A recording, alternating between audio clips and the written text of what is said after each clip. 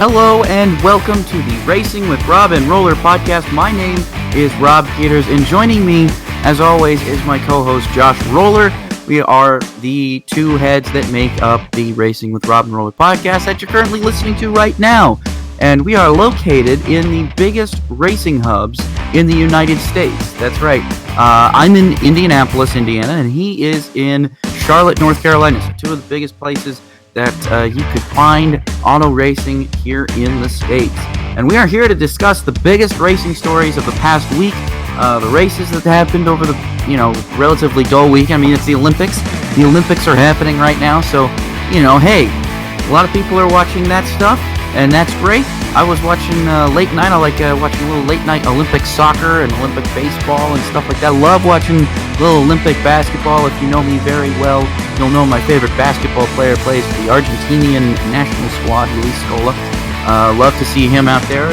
Argentina is, I don't really know where they are in the group poll right now, but I'm sure I'll check that out later. Anyway, we have a lot to discuss this week anyway, despite the lack of races. So if you like what you hear and you haven't followed us on social media yet, we can be found at rpeeters33, at rpeeters33, at roller_01, ROLLER_01, and at Robin Roller, spelled just as it sounds, ROBANDROLLER. And I believe that with that being said, I think that is the end of the intro for today. The music is fading away, so let's jump right on into Rob's racing report, starting off with Formula One. How about this? This was interesting. This was a bit of interesting news here.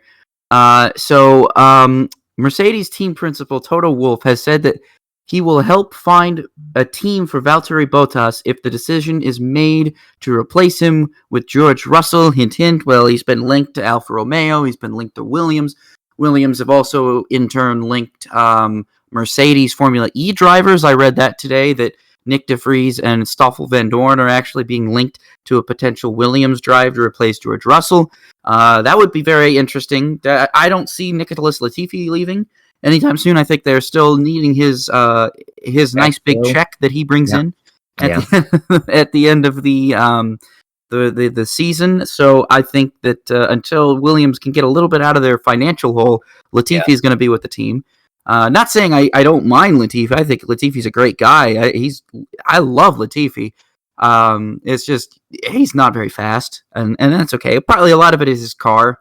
And also probably being teammates with George Russell is tough. But and it's not to say he was bad in F2. He was pretty good in F2, but not how George Russell was in F2. You know what I mean? George Russell was on another level in F2, and that's why he won the championship. And then Nick de Vries was also on another level in F2, and he won the championship in 2019, and still trying to figure out how he didn't get an F1 drive right out of the bat. But, I mean, he's doing great things in Formula E. So I'd kind of like to see him go to Williams. Do you think Toto coming out and saying this is like saying, George Russell is going to be on the car next year? Are you prepared to say? Yeah, I think it's the worst kept secret in motorsports. Everybody knows it's going to happen. Yeah. I mean, and this isn't an insult to Bottas, but they need somebody who can fight. And right now, I mean, Bottas was great when, the Constructors' Championship wasn't as close as it is now. The Constructors' Championship is very close. And to be honest with you, Mercedes just can't have a guy that's going to finish behind Perez. I don't think he's got the heart in it anymore. Not with Mercedes, personally. I think he's just going through the laps. You're going through the reps at this point, and he knows. I think he's known from the start of the season that he had to go out there and set the world on fire, and it wasn't him that was setting it on fire. It was Max Verstappen. So yeah, I kind of see that. But at the same time, I feel like that should have motivated him more to really bump up his driving and really kind of try maybe be a little bit more aggressive. And I just haven't seen him be more aggressive. I've seen him almost be less aggressive than I'm used to seeing him. So it's kind of disappointing because I think I had high hopes for him at the beginning of the season. Yeah. But I mean, at this point, it's pretty clear what Mercedes needs to do. I mean, it was pretty blatantly obvious after the third or fourth race of the season, and by this point now, I think we know what needs to be done. And Bottas isn't going to like it. Bottas's fans aren't going to like it. But at the end of the day, it's a business decision. It's what's best for the team. It's what's best for Mercedes, and it's not, because Bottas hasn't been a good driver for them. It's just Red Bull upped their game to a level that they need to that they are not capable of reaching right now. Yeah, they're under the biggest threat in the turbo hybrid era. Yeah, man. Ferrari could never put up this kind of threat, but Red Bull is. So I mean, they came close. Vettel and Raikkonen came very close in their respective times, but it wasn't like they were going to challenge for the constructors' title. No. I mean, they were going to challenge for race wins, definitely, but there was no way that they were going to challenge for the constructors' title overall. This is something where Red Bull is fielding two very consistent drivers, and I think a lot of that was down to. I mean, that was because Seb was finishing usually third or fourth or fifth, and Raikkonen was. I mean, they were finishing in the points, but they weren't finishing on the podium like Red Bull are. I mean, Red Bull puts Verstappen and Perez on the podium, and Hamilton's the only Mercedes guy on the podium. And what is? I mean, that's all you need to know for why Red Bull's ahead in the standings. Okay, so that's Formula One news. There's a little bit more, and this is kind of like F2 IndyCar / Formula One news, but I wanted to just throw this out here because it was kind of interesting. I read this. So Rahal, Letterman, Lanigan, and I'm going to get to IndyCar in a little bit, but I want to start this right here. So Rahal, Letterman, Lanigan is, I don't know if you've known this, but they're mulling the idea of a third car for next year. Yep. Or, I've heard some rumors that Sato might be deciding to call it a career. Nobody really knows yet. He could decide to re-sign with them, but as of right now, I don't think he's signed a new contract yet. So that's why some people are speculating that. And so, but I guess we might have more F2 graduates going into IndyCar because I read that Christian Lundgaard is actually getting that the current F2 driver is getting the Rahal, Letterman, Lanigan test. Wow. Probably. So that would be interesting to see because we've seen Tatiana Calderon get that AJ Foyt test at Mid-Ohio, and now Christian Lundgaard is potentially going to get a Rahal Letterman test. A lot of questions are where does Ferrucci fall into this? Yeah. A lot of that is, I think, down to funding at this point now, which is surprising because I always felt like Ferrucci had plenty of funding behind him, but I guess the truth of the matter is he doesn't. I guess his dad's not footing the bill anymore, like I thought he was for a long time. So it looks, and it also, so because of that, it looks like Ferrucci is a little bit happier at NASCAR because from what I've heard is that he quote unquote gets paid more, which is big. If he could find sponsorship that want to sponsor him in NASCAR and he'll get paid a little bit more, and then I don't see why he shouldn't take that opportunity. But it's just going to be interesting to see what Rahal does here in the next year, and it's interesting to I didn't really expect Lundgaard to be the F2 driver that was going to get an IndyCar test. I really would have pegged somebody else, but it's pretty interesting to see. We've seen Oliver Rasmussen, who's I believe Danish as well, and we've seen Kevin Magnussen, who's Danish. We could be seeing some Danish invasion here to IndyCar, which would be pretty interesting. So moving on to the next piece of news. Hey, how about this? The BC39 is returning this year, thankfully. Good. I missed it. I've definitely missed it. But so we've got two entries that will be in the field, probably trying to make the main event. Connor Daly is going to return, and Chase Elliott is going to make his debut in the series, driving a number 9 sprint car for Paul May Motorsports. That's pretty huge.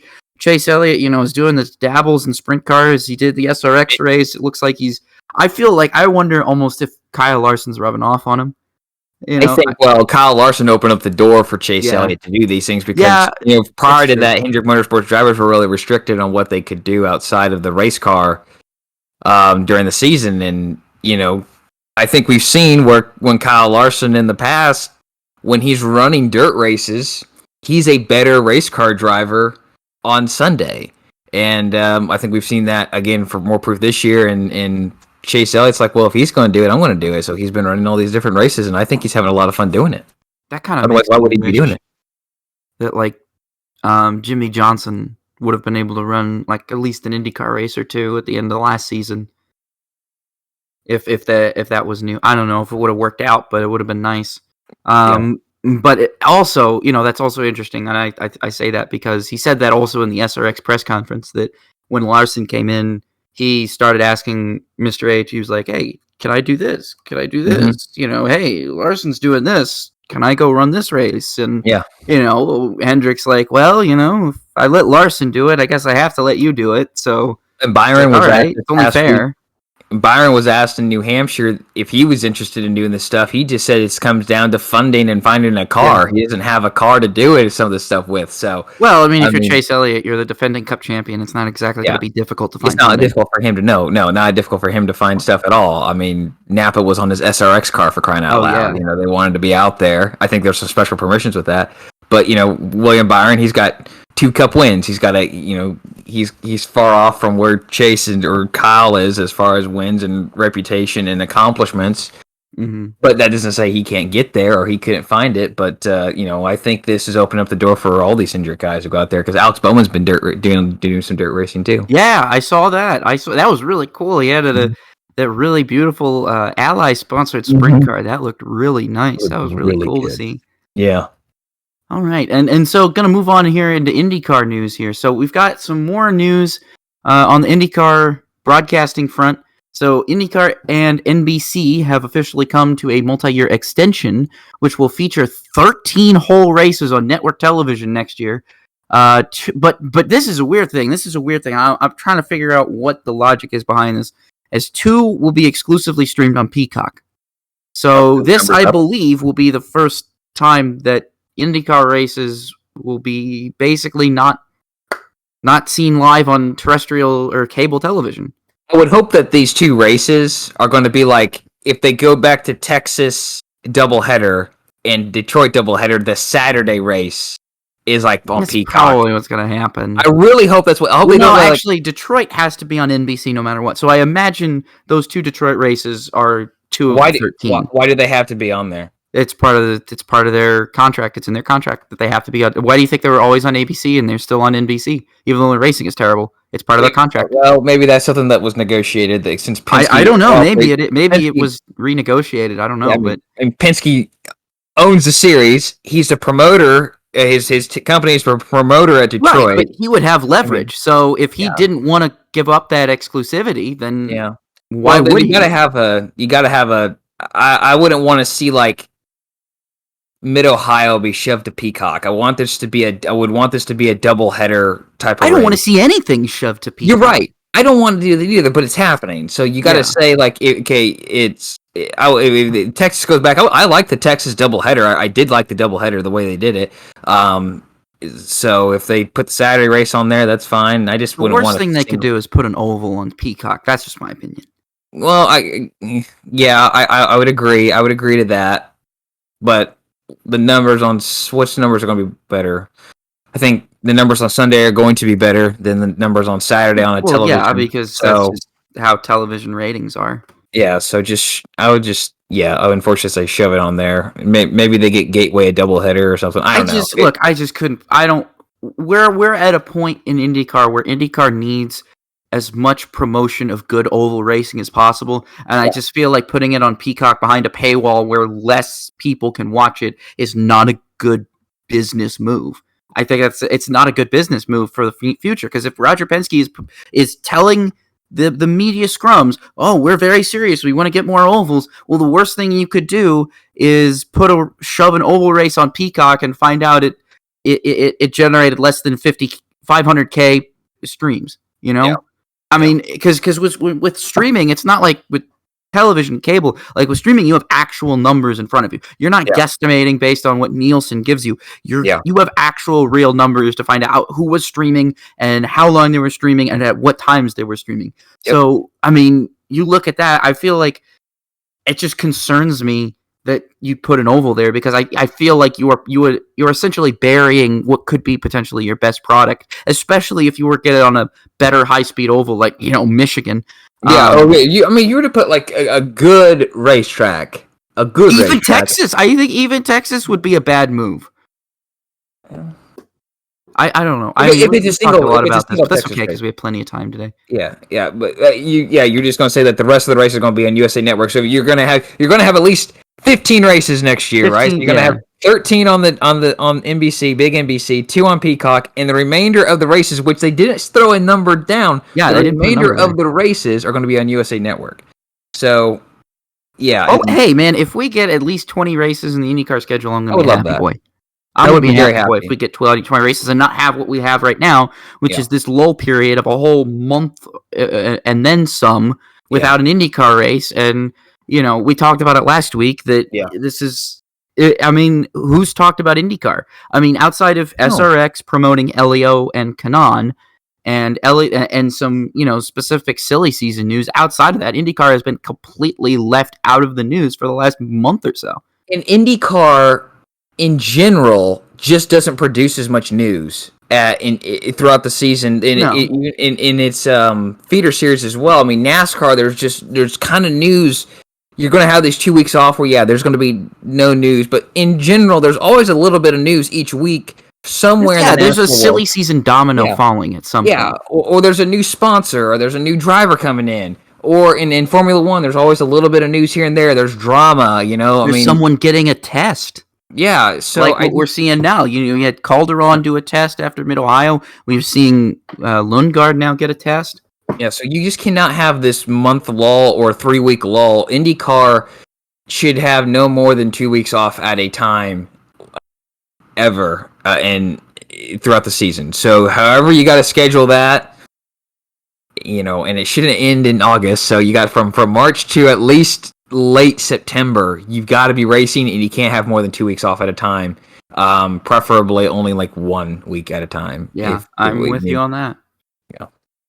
All right. So, in addition, Indy Lights will remain on Peacock, as will all qualifying and practice sessions, which again is, I mean, I get it, because if they're killing NBCSN, which apparently, according to some people, because I guess NBC has stated that there will be programming on NBCSN as late as December.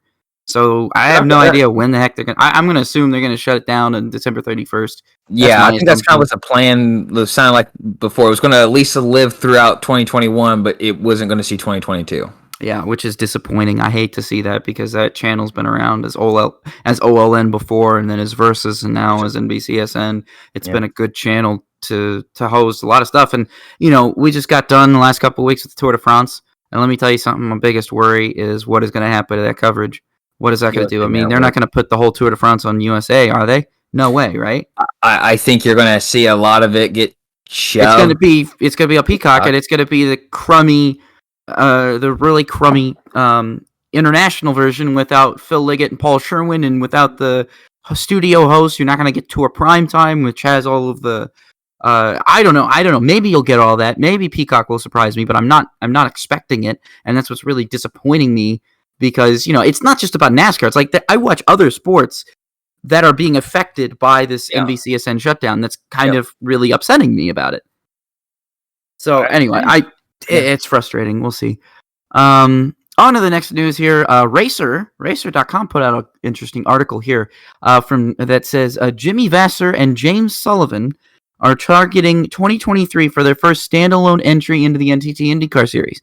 So currently they're paired with Dale Coyne Racing. Vasser and Sullivan's intentions are to field the team out of the same shop in North Carolina as their two-car IMSA entry. So that means Dale Coyne will likely be looking for a new partner.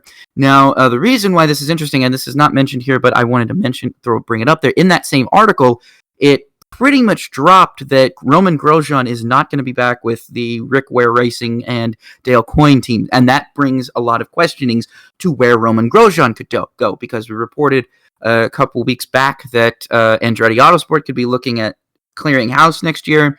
There's some serious question behind James Hinchcliffe and Ryan Hunter-Reay's future, even Alexander Rossi's future as well. There's a lot of people saying that potentially Andretti could be a landing spot for Grosjean. It could be it's entirely plausible. We know right now that Ed Jones is probably going to be out of that Vasser-Sullivan entry. So Vasser-Sullivan will be looking at an entirely new driver. So silly season dominoes are starting to fall. But, we could see some swaps. Who knows? You're looking at Hunter-Reay. He's an IndyCar champion. He's an Indy 500 champion. I still think his stock is high. He's just Andretti's been not that down. Great. Yeah. And so I think that what you're looking at right now is Hunter-Reay shouldn't be worried about fighting another ride. I think if he can find funding, if he could bring funding with him, I think teams should be calling them up and asking, hey, what you doing next year? And if they're not, then they're wasting a valuable opportunity to get a veteran, a champion veteran on your team and potentially help your team. I think Rahal Letterman should take a legitimate, serious look at Hunter Ray. I even think Dale Coyne should. And these guys, I'm not saying Hinchcliffe is bad, but I'm looking at it right now of the available driver market in IndyCar. Hunter Ray is the guy that I am going to go after every single time. And I understand why Andretti's letting him walk or just releasing him, whatever. I mean, again, none of this has been confirmed, but this is what speculation and this is what industry belief is towards. I think you're just leaving a lot on the table. I think Hunter Ray moving teams could be a fresh start and really revitalize his career. So you got to think about what the Meyer-Shank deal is. They're going to have. That's true. We're going to talk about this in a minute. The next deal, because are they going to go 2 full-time entries next year?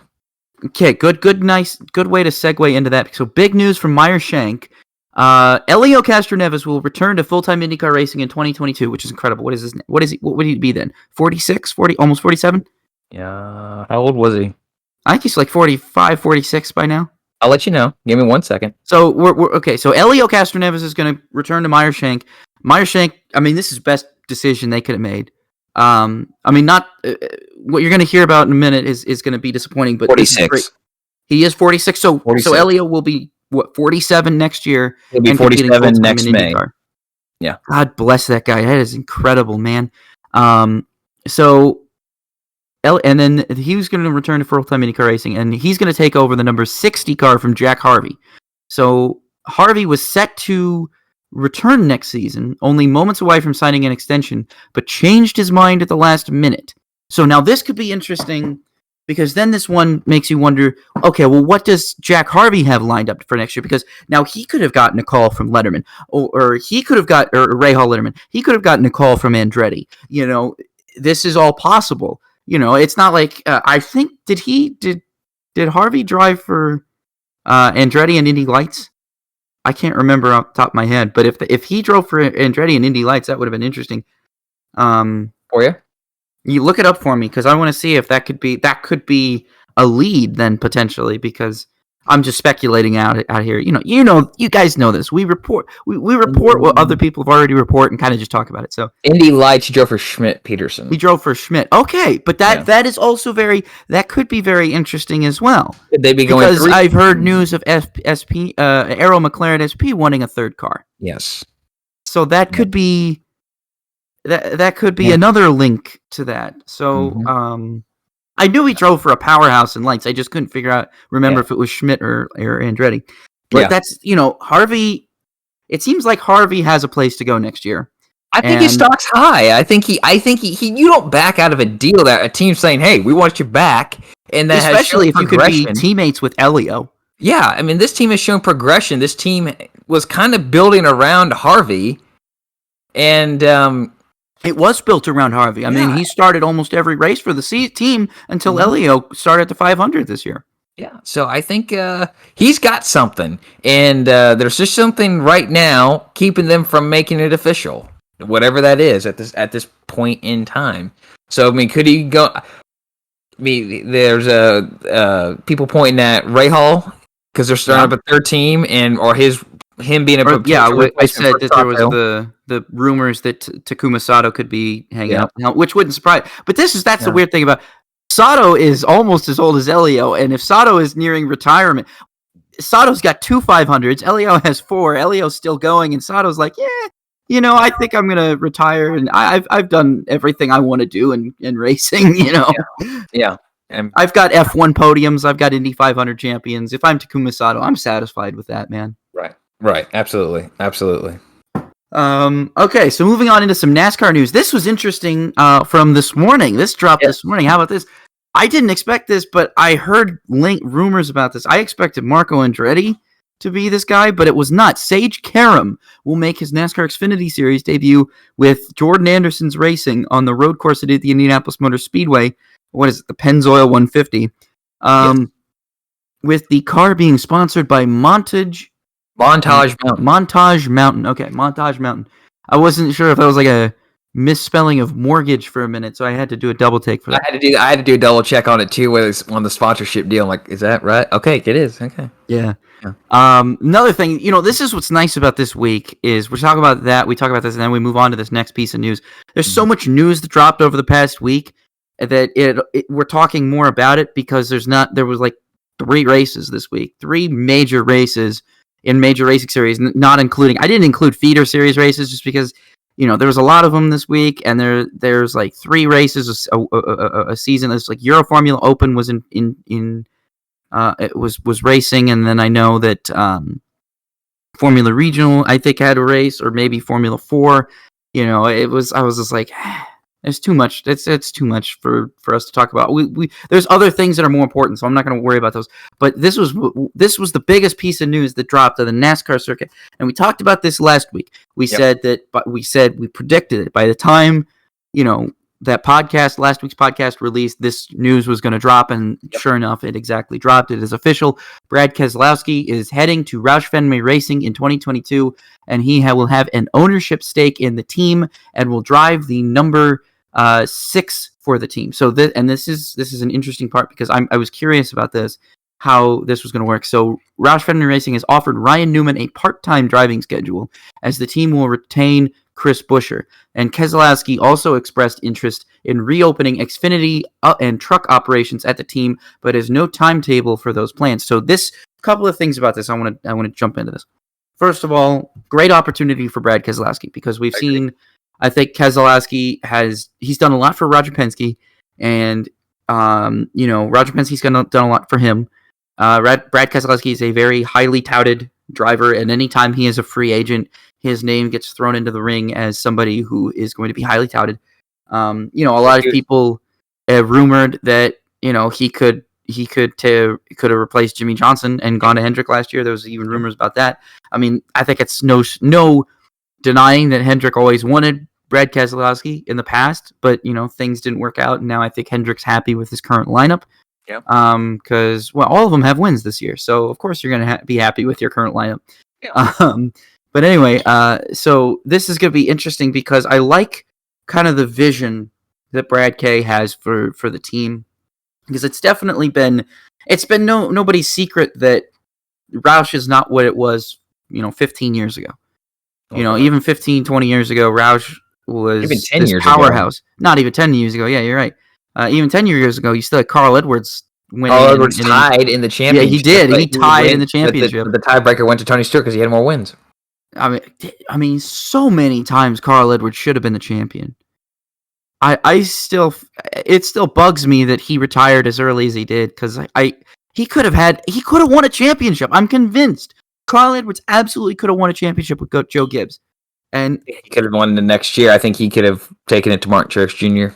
Oh, absolutely. I mean, he could have taken. He was beating Kyle Busch. He was beating Matt Kenseth. Both of those guys were at the top of their game at this time. I mean, it blew my mind how that didn't work out. He just didn't work out. But anyway, so I like this vision that Brad Keselowski has. I do too. Because I think that, I'm disappointed for Ryan Newman, because I don't think Ryan Newman needs to be shoved out like this. I think Ryan Newman can still compete. As we've seen, we just talked about Elio Castroneves. He's going to be 47 next year, and he's going to be running full time. Age is not just a number. Ryan Newman has no reason to look and say, "Oh, I'm too old to compete." No, who cares, man? If you still feel like you can win, go out there and do it. And I think Ryan Newman can. I mean, he's proven it before, at least in the past couple of years, that Newman can run well. He's definitely elevated Roush from where it was. So I don't like them offering him a part-time ride. I would prefer them to just open a third car for him and then just say, "Okay, Brad, you're going to be in charge of your own team here. I mean, you're part owner, so here you go. Manage your own team," But I like the vision for the Xfinity and the truck revivals, because Brad Keselowski, I think, knows how to run a truck team. He ran a truck team for a long time. He learned. His father ran a truck team. His brother ran an Xfinity team.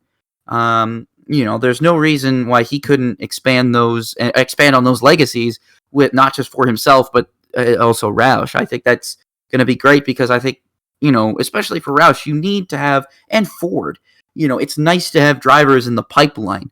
I think that's what Brad Keselowski understands really good. There needs to be a pipeline to the top, and right now, Ford really doesn't have one. No, exactly. I mean, they had to poach Harrison Burton from Toyota. Mm-hmm. I'm not saying Harrison Burton was a bad decision. No, but it probably would have been nice if Ford had another Ford driver that was, potentially on Harrison's level, if not above it. Yeah. Because now you have it's kind of you have a pipeline, but it's not just one lineup. I mean, Toyota is really the only one that's got a clear path forward. If you're in the Toyota camp, if you're in ARCA, you're going to be driving for Bill McAnally, Venturini. You go to the trucks, you're going to be driving for Kyle Busch, most likely. You got Thor Sport, but they're kind of set on their squad right now. You go up to the Xfinity Series, you're going to be driving for Kyle or Joe Gibbs Racing, potentially Sam Hunt in the future, but just right now it's just Joe Gibbs, and then Cup is Joe Gibbs in 2311. So, and potentially another team next year, we don't know. But Ford, you got DJR Crosley in the trucks, and then you got Stuart Haas and Penske and Ryan Sieg in the Xfinity Series. It's not one clear path up, and I think that's struggling. Well, you got front row too. I forgot you got about front row in the trucks, but you need to have front row's not a destination for any prospect. You don't want to see any. I mean, not Chris Buescher was a great prospect, and I think him going to front row hurt his stock. I think it hurt his stock more than it helped it, because he was coming right off of an Xfinity championship, and I think if he would have stayed with Roush into that next year, I think that he would have probably learned a lot more than having gone to front row, and basically the only person you're going to learn from is like Michael McDowell. I'm sorry, was not where they were. I rip on McDowell all the time, and I'm sorry about that, but dude, honestly, if you're going to put a rookie, if you're going to pick a person to pair a rookie with, I'm not. It wasn't McDowell even then. Wasn't it David Reagan? It was McDowell and Reagan. There was a 3-car team in 16. Yeah. Well, I think no, you're right. It was Reagan. It was Reagan and Gilliland. They dumped Gilliland for Buescher replaced for Buescher. Yeah, you're right. So that was 2013. So. Shoot, I'm sorry. I forget some of the stuff. It feels like so long ago, but I think you're right. You're Josh is right. I'm wrong. Don't listen to me. I think what Keselowski understands really well in what is a lost art among manufacturers, because of just a lot of this just goes back to the recession, and they haven't restarted it to an extent. Is you need to have a pipeline. You have a way up to the Cup Series. Right now, you're just kind of like, okay, here's a deal here. Let's go here. Chevrolet, they have the driver development thing between Junior Motorsports and GMS Racing, but there's not really a connection to the Cup Series except the Junior Motorsports Hendrick link. Yeah, and again, Toyota's the only one that's got this right, and they're the ones pouring money into it, and it's hard to argue that they haven't had the best success from ARCA to Cup year in and year out with the way they've allocated their money. So putting Brad in, or getting Brad in this position and letting him as a guy who's like, it's like us being fans. We've been fans in the past 20 years, and we've seen a lot of things. And I feel like I don't want to makes us a doctorate in auto racing or NASCAR, but if they were to ask us, what do you think X change is the biggest change? What are some of the major points that have changed the course of NASCAR? We're going to be able to answer that. Well, Brad has done that same thing. He's been driving in the last 20 years, and he's one of the seasoned veterans. And he's to this point where, all right, I can put that knowledge that I've accrued both as a driver, as a viewer, and as someone who has driven for one of the greatest in Roger Penske, and has been partnered with teams like Hendrick Motorsports. I can put all that knowledge to use. Let's fix what's broken, and I think he's a great guy to do this with Roush Racing. Whatever. You look at where Brad Keselowski started I mean, he started driving basically for his family team in the Truck Series that his dad started. As Bob Keselowski was a truck racer back in the day. Big ARCA guy for a long time. Yeah, it was one of the original truck racers from '95 and on. And Brad cut his teeth in NASCAR that way, and then he kind of moved up and did some start and park stuff in the Nationwide Series at the time, and got noticed by Dale Jr. Really driving a truck. He's subbing for.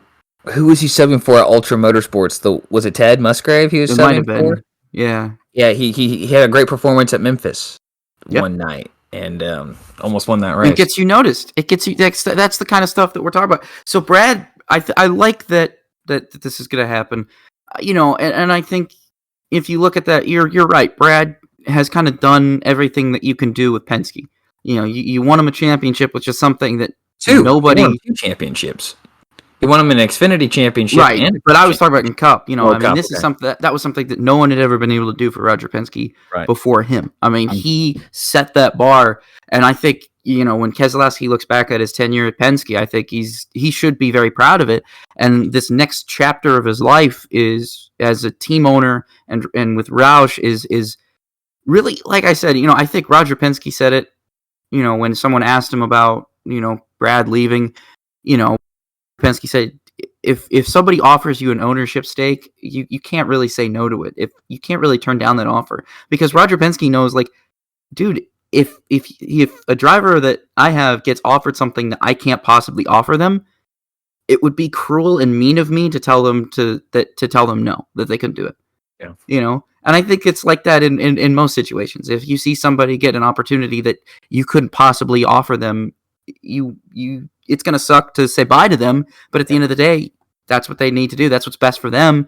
And, you have to move on and you start your future. So, and that could end up being beneficial for Penske, because Penske now could Ford as well, which is, runs Penske's, could have that pipeline, because they're out now, once Cindric gets the Cup, I mean, that's it.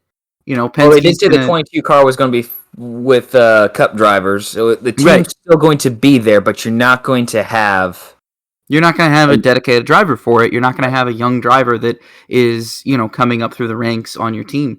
So honestly, if I'm Roger Penske, I look at that and I say, okay, Brad, if this is your vision, if that's what you want to do for your team, then heck, this could work out beneficially for both of us, because then Ford could have places for our drivers to go.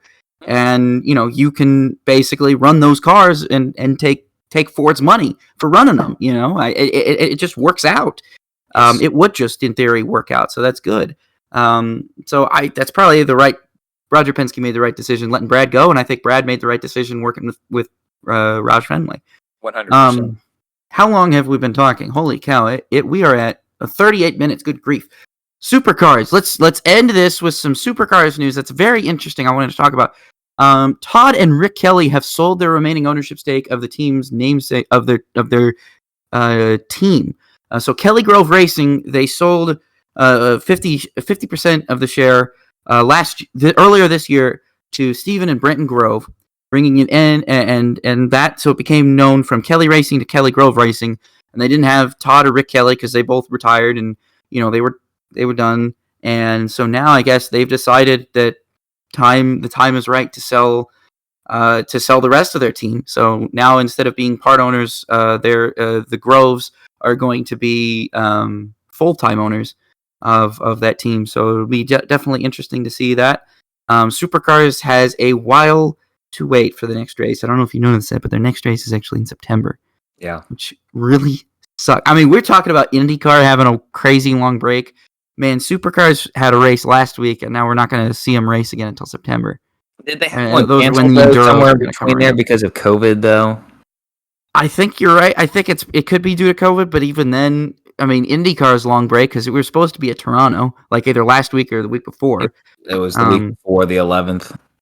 So, I mean, or 10th. COVID affected that, so it wouldn't surprise me if COVID affected this, because Australia is a lot different than over here. But hey, we've got good news. The Canadian border is slowly opening up, and when they started to allow their NHL teams to travel for the playoffs, Yeah. That was good. That was the best news you could have gotten, was that they could finally travel and the restrictions were going to be less. So we'll probably see some Canadian races in the next year, definitely, at least. I would hope so. My gosh, I'm missing Mosport. I'm missing Montreal. I need them. I even miss Toronto. I like Toronto. Yeah, it's true. Toronto's good. Toronto's always fun.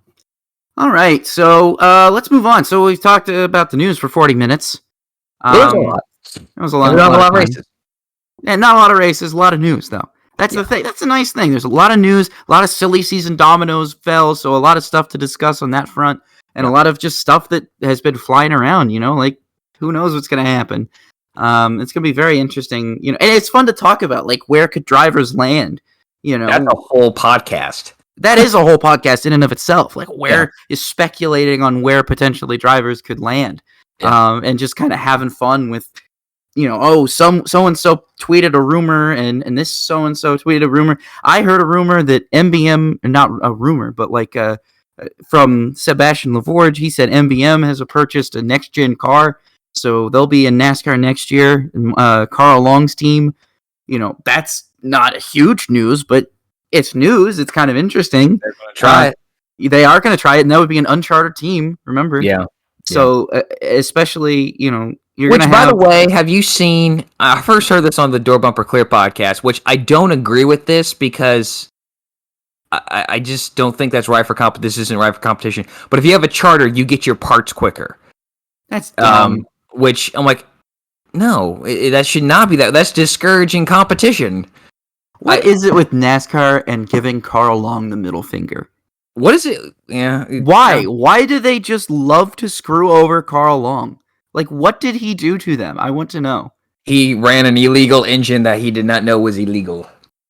And wasn't it only like a few inches? Like, it was barely like big enough. It wouldn't have even been a big deal. You're not even talking inches. You're talking thousands, and it was. Yes. But it's again, it's outside the line.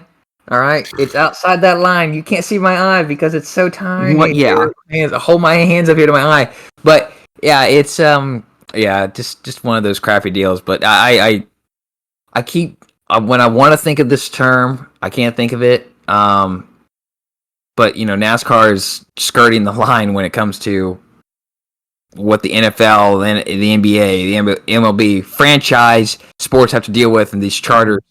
They're just skirting that line. NASCAR's always been about the little guy being, the whole idea of NASCAR starting up was that, if you had a car and you could qualify, you could go out there and race. And it's becoming more of a walled garden, now. It's kind of disappointing. I don't like that. Guys like Carl Long used to be able to make a legitimate shot at it. It's not like they were going to win, but they could have a good showing and a good run up in the top 10, and you'll never see that anymore. You'll literally never see that. You will never see a Rick Ware car be in the top 10, or not even Rick Ware, at top of NBM, because Rick Ware is not going to put any effort into the cars. NBM is going to put in effort. But you wouldn't see NBM be able to compete in the top 10 and eke out a top 10 like you would in 20 years ago. You'd have that small team. Like, look, Tyler Jett, Motorsports at the Daytona 500, Johnny Benson. How that saved Johnny Benson's career. That saved a lot of people's jobs and careers. It was a great underdog story, how many laps he led of the race. He got sponsorship for the rest of the year. Lycos didn't pay, but then when they were like, hey, we're out of sponsor, then that's when Aaron's got in there. And Aaron's started getting into the sport, and we're like, oh, hey, we kind of like this. And Aaron's became a big part of NASCAR and over the course of the next 10, 15 years. So it's stuff like that. The likelihood that ever happens again, and those domino effects happen for the benefit of the sport. You just don't know if that stuff's going to happen anymore because of just how hard it is to compete now, how close the competition is, and how hard it is to just start up and enter the car. I mean, you look at the amount that's being paid for charters and whole ass teams, man. Not just charters, but entire teams. Yeah. It's crazy. It's absolutely insane. Okay, let's talk about another absolutely insane sport, Formula One. And that's the subject of our featured paint scheme this week. Is the 2004 Formula One World Championship. Josh, why don't you go ahead and start off and tell us about your selection, and then I will tell our viewers, our listeners, about mine. I'm going with the Jordan EJ14. It was driven by Nick Heidfeld, Giorgio Pantano, and Timo Glock. This car was black on the bottom, yellow on the top, and parts of the rear and front wings were black too. It was pretty simple design, but I think it popped best on track in the 2004 season. And yes, I'm talking even more than the Renault car. Yes, that might be, heresy to say, but yeah, I'm going to stick with my guns and say black and yellow are two of my favorite colors on a car. And I always will say green will always pop for me. Green, red, and white, orange and black. But black and yellow too is going to pop. And I'm not even a Pittsburgh Steelers fan. I hate the Steelers. But hey man, they beat the Seahawks in Super Bowl 40, and I'm still not over it. Hey, you know what? I'm not over it either. I watched that game. I'm not over it either. They stole another Super Bowl from Kurt Warner in 2009. Yeah. Let's mention that.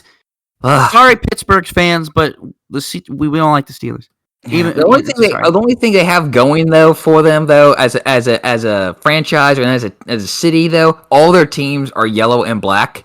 All right, very identifiable with that, so that's cool. Anyways, what were we talking about? The 2004 F1 World Championship. Not digging on the Steelers. This is not some NFL podcast. It was a disastrous season for Jordan. They only scored a total of 5 points, placing 9th out of 10 in the Constructors' Championship. Only the top 8 cars scored points in races back then. Heidfeld had a season best finish of 7th at Monaco, and then 8th 2 races later in Montreal. Pantano never scored points and was replaced by the end of the season by Glock. But even before that, I have a question for you. What? Is that Glock? Huh? Glock? Is that Glock? What are you talking about? Oh, you don't get it? Do you not get it? I thought this was going to be funny. I thought that was going to be funny. I really thought... Okay, just continue. Oh my gosh, confused. Is this some sort of American Dad? No, this is a reference to... Okay, at the end of the race in 2008, in the F1 race at Brazil, on the last lap, Lewis Hamilton... when Hamilton passes Timo Glock on the last lap, he scores that extra point that puts him ahead of Felipe Massa in the overall standings. Yeah. And I think it was Brundle or the commentators start shouting, "Is that Glock?" And I thought the reference was going to be funny. It totally went over my head on that one. I'm sorry. Oh my God. I feel bad now. So now there's an awkward silence on this podcast that everybody's going to listen to, and if they're not laughing at it, they're cringing at it. So we encourage you to laugh at this because I just made a fool of myself. I got egg on my face on that one. No, it's okay. No, I should have egg. I deservedly have egg. I'll go get an egg and I'll throw it on my. I ate crow on the show one time. Might as well throw egg on my face while we do it too. Anyways, like I said, Heidfeld had a season best finish of 7th at Monaco, then 2 races later in 8th at Montreal. Pantano never scored points and was replaced by the end of the season by Glock. But before that, he raced at Montreal in place of Pantano because of a contract dispute with Jordan. So he finished 7th in that race. So there's your 5 points right there. The only time their best finishes were their points finishes. In 36 entries that season, they had 15 retirements. Not a great year at all for them. It was pitiful, but they had a banger of a car. I mean, it was smashing out there. And you know what? I have a soft spot for Jordan, and I don't know why. I just like the Jordan team, and I wish they were still around because for whatever reason, I like Jordan and F1 really well. Don't know why. I can't really explain it.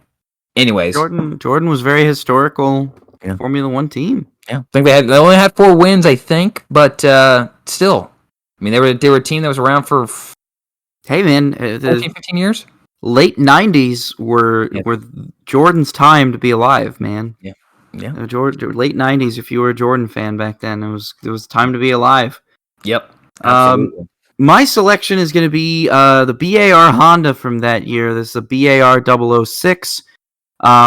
I absolutely love this car for a number of reasons, mainly because it was a car that I don't think anybody really expected to do as well as it did. Yeah. It was it was probably the closest car to Ferrari. I mean, of that year. I mean, McLaren was not there. I mean, McLaren was good, but they weren't BIR Honda good. And then you had shoot, there were other teams that I'm just blanking on right now.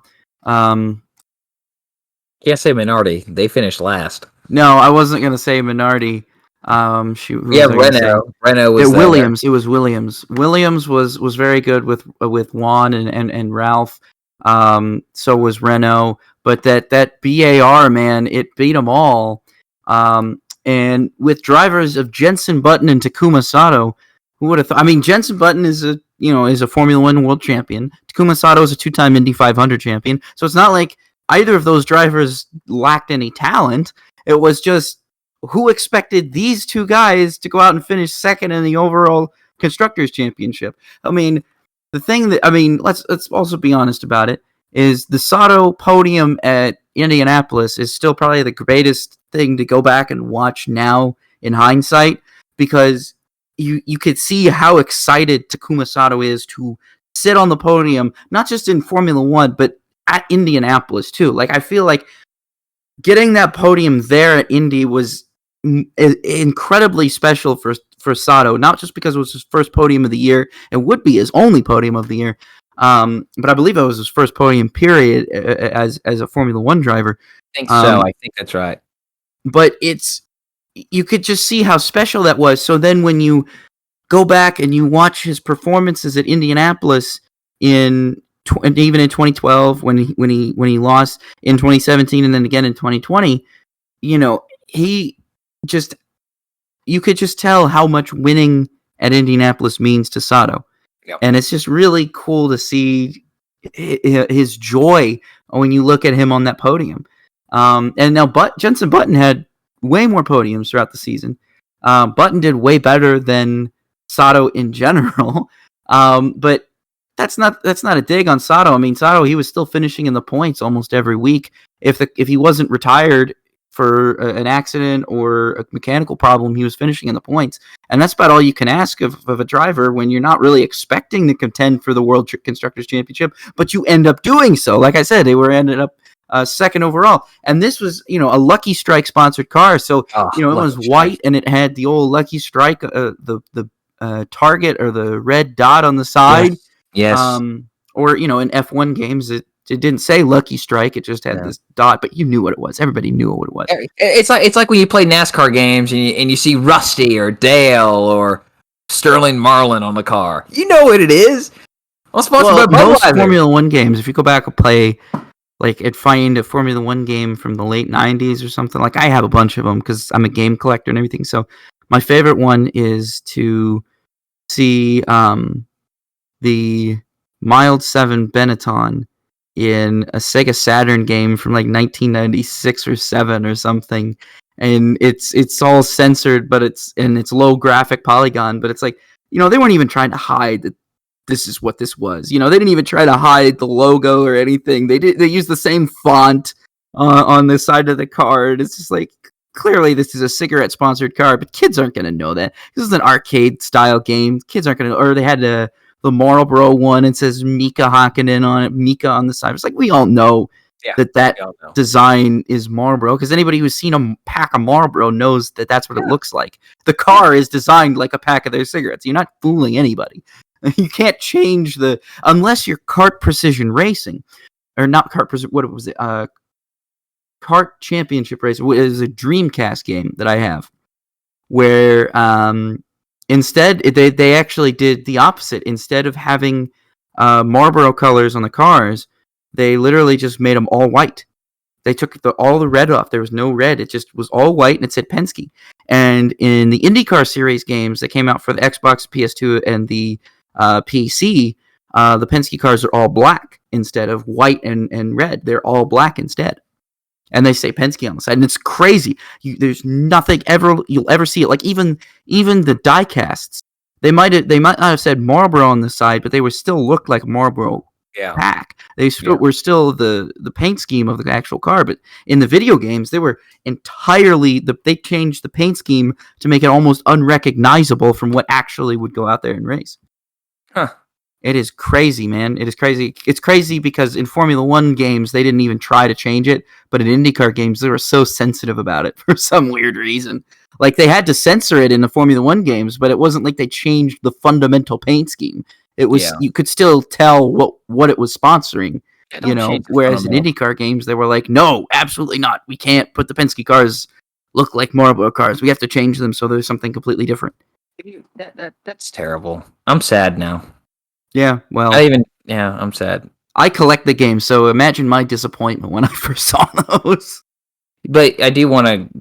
I don't have my PS2 down here, but I wish I had my PS2 and I could just crank out, NASCAR Thunder 2003 and race a beer-sponsored car with the guy's name on the side.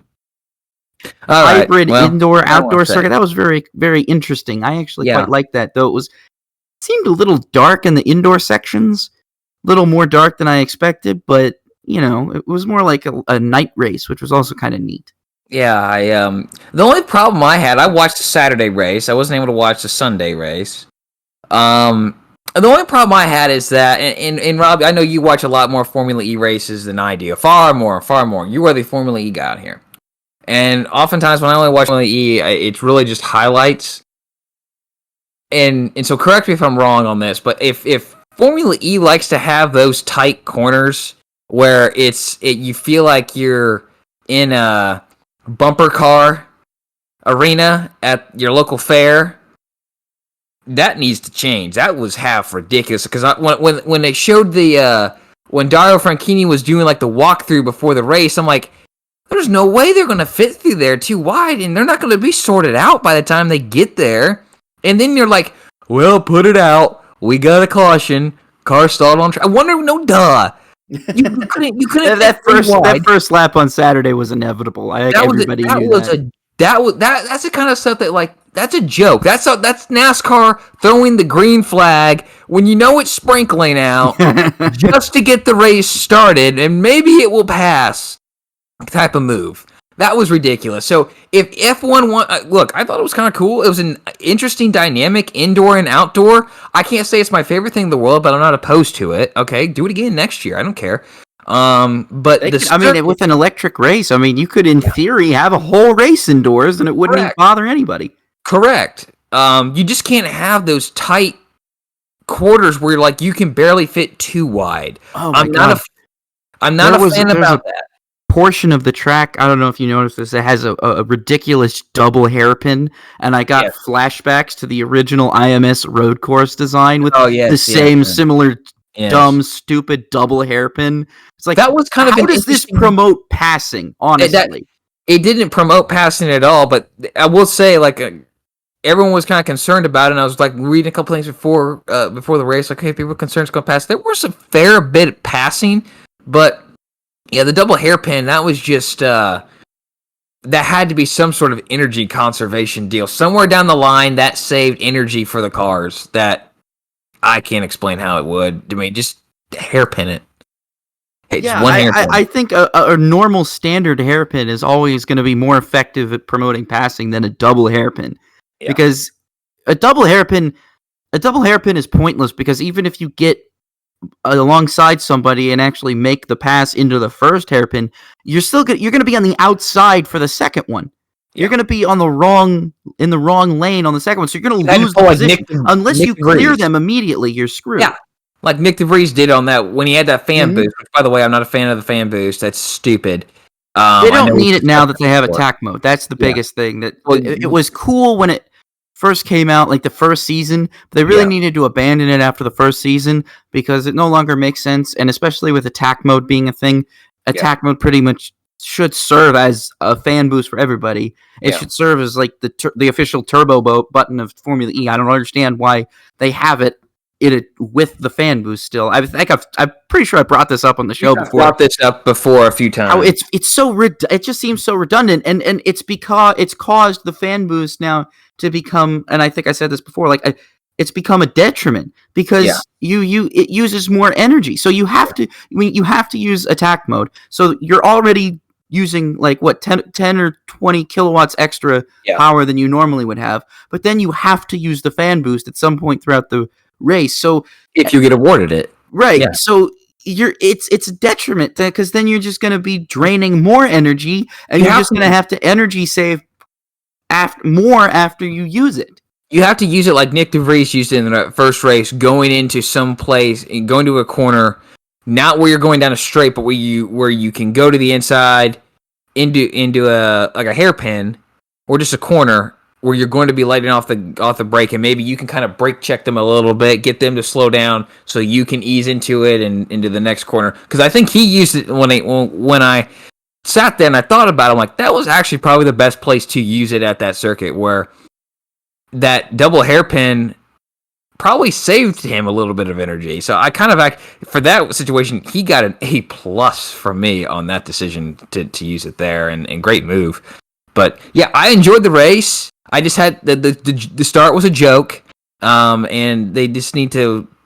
They just need to have wider. I know there are so many of these are just temporary circuits, and that's tough to do. But I mean, IndyCar does a fine job at giving these cars enough room and wherever they go. Formula One does too. But their street circuits.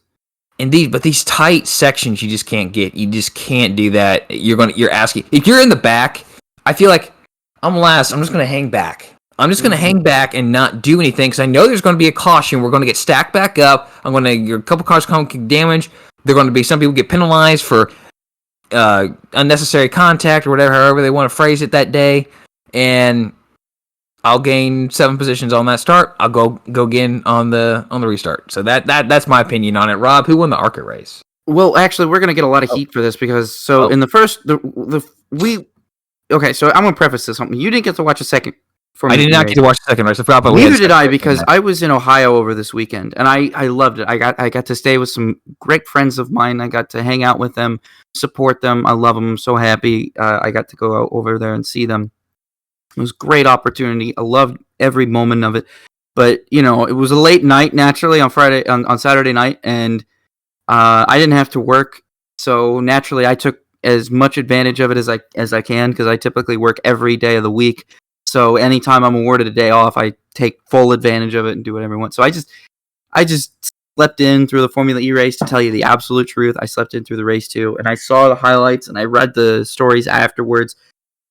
Lucas Degrassi tried this crazy thing to serve a penalty on the pit road, and I guess he took the lead, and he would have won. He got disqualified, and just very odd things. But it's hard to talk about it because I don't know the full context because I wasn't able to watch the race. So we're probably going to get criticized on this because it's like, well, how can you have a racing podcast if you didn't watch the races? Well, normally, on normal circumstances, I would be clearing my schedule to watch races, but I wanted to go support a friend and see my friends this weekend, and I also just knew that this is a lull weekend. There's not going to be very many races. As much as I love Formula E, as much as I love feeder series, I'm not really going to give up these opportunities to spend time with these people to sit and watch a race. So, and then when I got home, I had a 3.5-hour drive from about mid-east Ohio all the way home. It was about a 3.5-hour drive up on I-70. And so when I got home, there was no way I was going to sit down and watch these 2 races for Formula E back to back again. I just went to bed. So can you blame me, guys? Just cut us some slack this week. Josh, your weekend was probably a bit different than mine, not maybe as hectic, but just cut us some slack here on this week. There's not a lot of races going on. Next week with Formula 1 race going on, there's going to be some Formula 3, and I'm going to be here on Saturday, so I'll be able to watch all of them, and I'll be able to talk through them. But this week is kind of a weird one. There was also an ARCA race. By the way, I didn't even mention who won these races. So race 1 was won by Jake Dennis. Race 2 was won by Alex Lynn. And then the ARCA race was won by Ty Gibbs, and that was at Iowa. And I hated having to miss that. I have it on the DVR on Mav TV, so I'm probably going to actually try and watch that later. Because I do like Iowa. I do like watching races at Iowa, but it's ARCA. I didn't exactly feel like, asking my friends there, hey, can we pause the movie, or hey, can we all come inside so I can watch this 18-car slugfest around Iowa or whatever? I just There's 23 cars. 23 car. Okay, so but you guys understand what I mean. I'm hanging out with some friends. I'm not going to ask them to put on this terrible ARCA race. Yeah. I don't even know if it was terrible. It might have been great. I'm just it's ARCA. I'm not gonna go out of my way to watch it anymore. I counted. There's maybe like a good, decent 13 cars, which is probably good. 13, 14 cars. So at least you had a top 10 that was worthy of something, and 9th and 10th weren't like 20 laps down. Correct. They were all on the lead lap. Okay. And that's important. That I would say is a good ARCA race. Yeah. All right, Josh, who's your outstanding performance this week? I'm going with Raj Karuth. Okay. For completing all the laps at Iowa Speedway in his first career big ARCA start. It was a combination race with the East Series, and he's made all the 5 prior starts in the East Series this season. But he beat a couple of regulars in that 9th place finish, Brett Holmes and Drew Dollar. I know Brett Holmes doing a part-time schedule this year, but I mean, he's a defending ARCA champion. He's in a solid equipment, and Drew Dollar's in solid equipment with Venturini. So I think if you can beat those guys, that's pretty good. And again, he stayed on the lead lap, stayed out of trouble, and good for him. I remember I was asking questions one day. They kind of worked with him during an Instagram live, so I'm just give him a shout out on that one.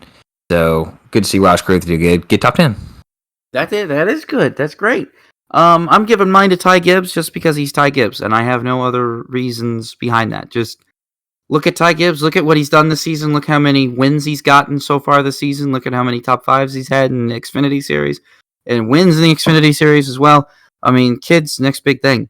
And he goes out there and people give him crap all the time because he's not racing anybody in ARCA. Okay, but when he was racing good guys in Xfinity, he won. So, Twice. Yeah, twice, exactly. So, I disagree with people who think Ty Gibbs is a flash in the pan. I don't think that at all. I think he's just simply put one of the best prospects in NASCAR right now. One of the best up and coming drivers. He's so fun to watch. So it's no surprise that he goes out there and wins Iowa. And I'm pretty sure he's proud that he won a race at Iowa because I think everybody likes going to Iowa. Everybody likes racing at Iowa. So if Ty Gibbs is going to win one of the only races at Iowa all year, I would be pumped about that. And guess what? Guess where he gets to go next, Josh? In ARCA. He gets to go to Winchester. Yeah, man, he gets to go to Winchester. I'm excited for that. That has been marked and circled on my calendar since they for the ARCA calendar. I was like, I don't care. They get 5 competitive cars to show up, and this race is still going to be circled on my calendar just because it's Winchester. Are you going to try to go to that race? I don't think I can't imagine I'd be able to take off 2 weekends in a row. Yeah, that'd be pushing it a lot. That might be pushing it a bit. Yeah. Let's move on here to this is kind of a filler segment since we didn't have a lot of races to talk about. We're going to do something interesting. We're going to be calling this Let's Make a Schedule, and we're going to do it with a NASCAR Cup Series. We're going to make our ideal, Josh and we've made our ideal fantasy upcoming NASCAR schedule. So here are our rules. We selected a year. There can only be a maximum of 2 exhibition races, and the Daytona qualifying duels do not count. So, Busch Clash, what have you. I didn't include the Busch Clash on mine, but the assumption is that, yes, the Busch Clash exists, and it's on the oval, screw the road course. I'll explain that later when I get to mine. We have a max of 5 circuits can host 2 race weekends. Charlotte and Charlotte Roval are considered different racing circuits. There could be only a max of 4 doubleheader weekends. If 35 points race weekends exist with 4 doubleheader weekends, there will be 39 points races. Track should be ready to race within reason to be able to race. So something like a Pikes Peak that just needs safer barriers, or something like a Nashville Fairgrounds that just needs a major upgrade but is doable. Even North Wilkesboro is on the table as well, considering the momentum that they have gotten over the past year and a half towards potentially being revived, saved, what have you. So there, for example, Nazareth would be a no, but North Wilkesboro is considered a yes. You're not going to run a Nazareth ever again, probably ever, period. You'd be lucky if you could. And so, Josh, I believe you have selected the year 2023, and I just went ahead and selected the year after you, the 2024 schedule, and you were a lot more detailed about your list. I kind of stopped putting like mileage and laps halfway through because I was just trying to think off the top of my head. I was like, what do I want? Where do I want? What tracks do I want? What tracks do I like? What tracks do I not like? You know, what flow of the schedule do I want? What kind of, what do I want to be the cutoff race? There's a lot to consider that I kind of, as I'm considering all of that, I'm not thinking about like race length or specific dates or whatever. I had a calendar for 2024 pulled up, but I was like, I'm not going to put in a specific date or time or a Saturday, differentiate between a Saturday and Sunday. I'm just going to see how many weeks are in this month and then, and go from there. So that's how I did it. Josh was a lot more in depth than me. So I want to go ahead and turn it over to Josh because his was so much more in depth than me. Not to say that I didn't try as hard as Josh did, but his just has more detail than mine, I guess. So Josh, go ahead and give us your ideal 2023 NASCAR Cup Series calendar. All right, so I'll kind of just fill something in here. The 5 tracks or circuits I selected to host 2 races. This was actually kind of tough because I have Daytona, Talladega, Martinsville, Bristol, and Darlington. I originally had Daytona, Talladega, Martinsville, Bristol, and Auto Club, the short track. But I said, I can't leave Darlington with just one race. I can't do it. So Auto Club, you're left with one race. And it was actually tough to have 2 races at like Talladega and Daytona too. That was actually relatively tough to do. But I did put it on there because it's just good variety. So one thing I'll just kind of say here off the bat too, with the mileage and stuff, I'm going to say the only races that are longer than 400 miles are Daytona 500, the Coca-Cola 600, and the Southern 500. All right. Yes, so that means my Talladega races, the Atlanta race, Texas race are 400 miles, not 500. All right, so the season begins at the Daytona 500. Then we're going to go to the Daytona Road Course in Homestead. Very similar to this year's modified schedule. I like that. The 3-week sprint there in Florida. Daytona Speed Weeks there kind of still exists a little bit. It's a little heavy, a little modified than in the past, but it's new tradition, right? No clash. I scrapped the clash. It is a made-for-TV product at this point in its existence, and it's no longer needed. So I basically replaced that with the actual points race at the Daytona Road Course. After Homestead, we go race 4. We kind of have a shortened, modified West Coast swing. We go to Phoenix, Las Vegas, then Circuit of the Americas. That wraps up March. Then we go to Martinsville for a Sunday race. I am not a fan of a Saturday race at Martinsville. I don't care. I'm sorry. Not a fan of it. The Xfinity Series can run on Saturday night. Cup Series needs race on Sunday. The lights there should be strictly for weather delays. Then you have the off weekend for Easter. Then you go to Bristol, Talladega, and Richmond. That wraps up April. Chicagoland kicks off the month of May. I originally had a Chicago street course, and I thought, I know that's probably what's going to happen, but in my fantasy, in my ideal world, we're not going to go street racing. And I said, you know what, Chicagoland, 1.5-mile track, Chicago market. It might be far away, but there's ways. If Atlanta's willing to build up what they're doing there, I think the city of Joliet wants to keep the track open, and we all can work together here as one. So then. This is probably it might surprise people on this next one. We got the first doubleheader would be on the Saturday and Sunday of the 13th and 14th. So this is Mother's Day weekend, and we're going to be in Pikes Peak. Yeah, doubleheader in Pikes Peak. We're going to make the trip worth it out there. I would imagine that this would probably be some sort of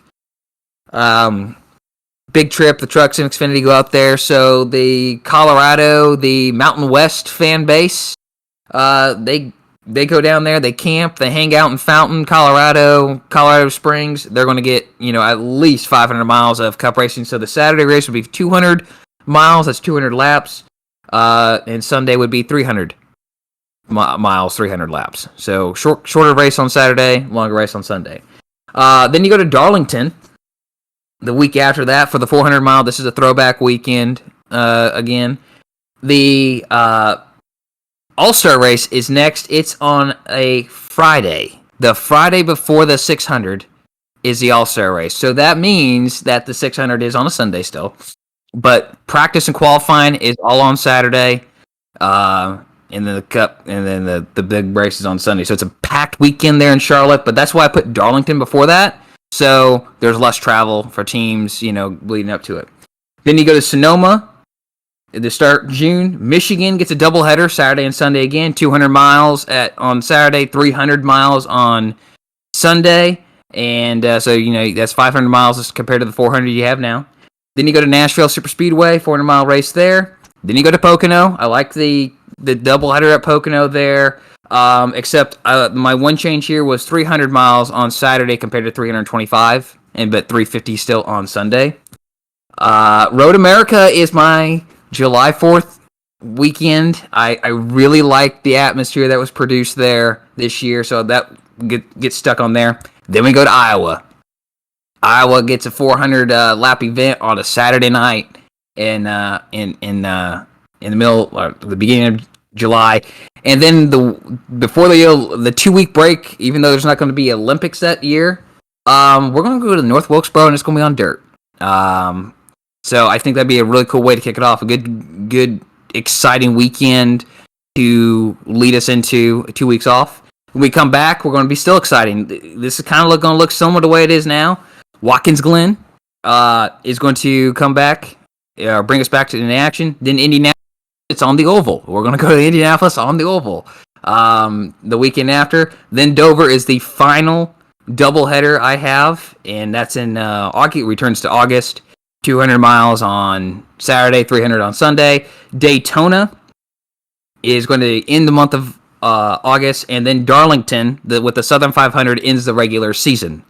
Okay? That ends the regular season. You're obviously not switching that. I'm not taking it away from Labor Day. I'm not going to put Daytona there. I simply have Daytona there because I like Road America on July 4th. I just do.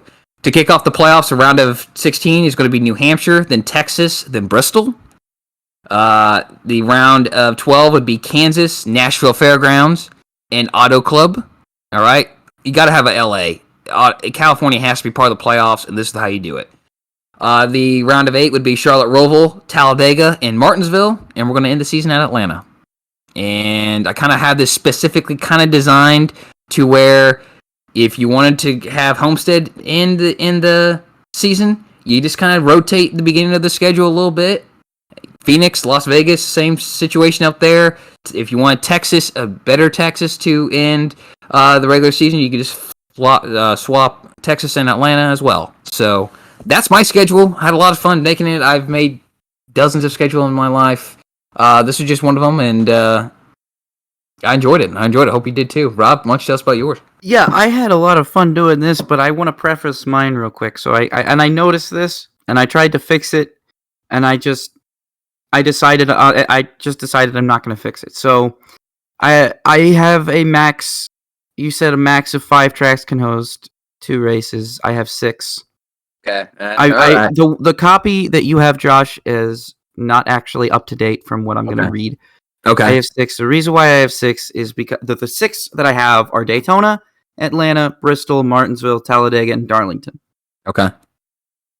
You kind of get why those 6 kind of have to have 2 races. Like, you can't take a race away from one of those tracks, because those are like those are like the 6 major tracks that are going to attract a lot of people there no matter what.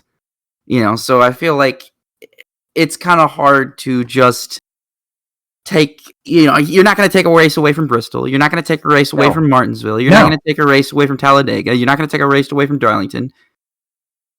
I mean, you can take a race away from Atlanta, but then it kind of defeats the purpose of them having this new banking and, Atlanta being as popular as it is, Chase Elliott, being as popular as he is. You're not going to take that away. I mean, you can, but I didn't want to. I felt like Atlanta needs to have 2 races. It just deserves 2 races. And I would say this, not because this is off topic, and I don't want to get you on a tangent, okay? But I wouldn't be surprised if Atlanta goes back down to 1 race next year. No, and it absolutely could. But in my humble opinion, I think Atlanta it should have two. I agree. should have two. It should have a race early in the season, and it should have a race in the playoffs. I agree. 100%. And that's just how that's how I think Atlanta should be. I think personally too, I think the spring race should be during the day and the fall race should be at night. I can get behind that. That's also how I feel about it. I feel like it's one of those tracks that can produce a good race during the day and at night, and it should be able to have an opportunity to do both. And especially in September in Atlanta, it might be kind of nice to have a nice little night race. You know what I mean? I agree. So, I can get behind that. All right, so here's my schedule. So I'm going to go by months, and I looked at how many weekends are in each month of 2024, and I didn't really, like I said, I didn't pick specific dates, but so here's how I'm going to start. So in February, we start the race off with the Busch Clash. I didn't put it in here, but we are doing a Busch Clash. We're going to do it running on the oval, screw the road course. It's a made-for-TV event, but yeah, I don't care if it's a made-for-TV event. You want to know why I don't care? It's because it gets me excited for the Daytona 500. You know, it gives me it gives me that little preview. It's like an appetizer. You know, it's like that perfect appetizer. You don't go to a restaurant and you start in and you just order the prime rib like right off the bat. You know, you order an appetizer first. You order an appetizer. The Busch Clash needs to be that appetizer. 20 cars, 25 cars, you know, maybe less, 23 or something, going out there and racing for like 40 laps around Daytona. I mean, that should be our little appetizer. You know, that should be our appetizer. So I'm not getting rid of that. I think it needs to stay. But we go to Daytona 500. We have the Daytona 500. And then the next week, we just start the West Coast swing again. I liked that. I preferred the way NASCAR did it a while. I like just jumping right into the West Coast swing because, you know, it's during a period of time where there's going to be there's going to be a lot of basketball. There's going to be a lot of college basketball on at this time. And I think, quite honestly, people would prefer it if stuff would happen on Sunday at 3 p.m. so that they could watch it. So I'm going to give them that. And I'm going to say we go to Auto Club, this short track version of Auto Club, whatever. And then we're going to go to Phoenix. These are our only stop in Phoenix and our only stop in Auto Club. It's going to happen at the beginning of the season. And that's because they're in perfect locations to have races in February. And keep in mind, we're having the Daytona 500 on President's Day weekend.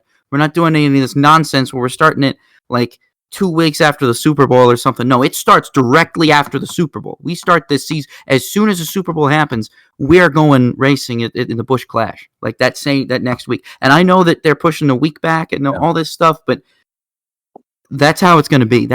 I'm not messing with that. You would run the Busch Clash the same weekend as the Super Bowl? If the Super Bowl is on Fox that year, yeah. Okay. On the Saturday night, you're telling me put Saturday night Busch Clash, Super Bowl on Sunday? You're not telling me Fox is not going to hit ratings gold with that? I think it's a good idea. I don't think they'll do it. No, probably not. But I think it'd be ratings gold if they did. I think it'd be ratings gold either way. It doesn't matter what network it's on, but what the Super Bowl's on, anyways. Yeah. But you know, if the Super Bowl's on Fox that year, it's a slam dunk for them. Well, I remember someone, I think it was on Door Bumper Clear, suggested that the Clash, I think it was the Clash, should lead into like the Super Bowl. Not lead into it. I know. I'm like, that would be a Saturday night before the Super Bowl. Yeah, I'm like, that would be a little stretch. If it was a nooner, you know, that'd be good. If I can start the Clash at noon, because Super Bowl's not going to start till 8 o'clock, 7 o'clock, you know. All right, so now we get into March, and we're still going in this West Coast swing, but we're finishing it off in Las Vegas. Then we're going to go to Atlanta and have a 400 miler. Both races at Atlanta are going to be 400 miles. That's what I think should happen. Atlanta should go down to 400 miles. Not because I don't think Atlanta 500 miles races are good, but I think, you know, 1.5 milers have 500 mile races at mile and a halves have kind of just run their course. I think they've just kind of run their course. They're not really particularly necessary. I mean, the Coca-Cola 600 being 600 miles is, you're not going to change that. But outside of that, I don't really think any mile and a half track needs to be over 400 miles. 500 miles on mile and a half have kind of just run their course at this point. Yeah, not to interrupt you again. Sorry. I know this is your time, but like that 400 mile can fit into that 2 hour, 45 minute, Right. 3 hour, 15-minute window, which is about the approximate same length as a NFL football game. Mm-hmm. So I think I mean, I don't mind having 500-mile races, 500-lap races, but I would prefer them to stay like crown jewel events, like Daytona, like Darlington, like Bristol, like Martinsville, like Talladega. I prefer that to be the way. I mean, and Charlotte being 600, but yeah. So then we have an off week. We have a nice little off week. This is probably like an Easter break. I don't know when Easter falls in 2024, and this break can be moved to whatever weekend Easter is, but we just have an Easter break. Then we go to Bristol, and then we go to Martinsville, and that finishes off March. So we have 2 back-to-back short tracks. And then we do April, we go to Richmond. We have a nice little race at Richmond. Then we go to Talladega, and we go to Darlington. We have our Southern 500, the throwback week. We have that. Not really the Southern 500. I don't know why I said the Southern 500, but we have the 400-mile race throwback week. The Southern 500 is still on Labor Day. I miswrote. I was not in a hurry, but I was trying to gather my thoughts as best I could. And then we go to have a 400-mile race at Kansas at the end of April to start the month of May. Now, the thing about the month of May that I did here was I really made it kind of... I want to make it a big deal in 2 specific markets. Yeah. And I said, let's start the month of May at Nashville Super Speedway, a 400-mile race there. And then we move down the street, down into Nashville Fairgrounds. We have a 300-mile race there. Then we go over to Charlotte. We have the All-Star race. And then we have the Coca-Cola 600 on Memorial Day weekend.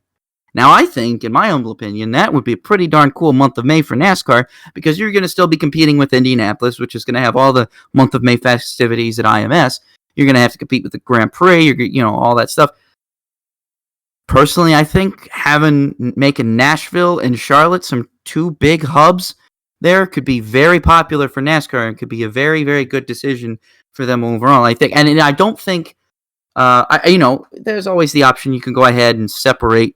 You don't have to run Nashville and Nashville Fairgrounds back-to-back. You don't have to do that. But I felt like in this instance, it wouldn't be a bad idea if you had both races back-to-back. It kind of made the Nashville area and the Charlotte area kind of big hubs during May to kind of not necessarily compete with Indianapolis, but kind of generate a similar amount of buzz as Indianapolis would. Because, if you want to go back to Nashville Fairgrounds, and I think 2024 is a reasonable time frame to believe that they could be able to go here again.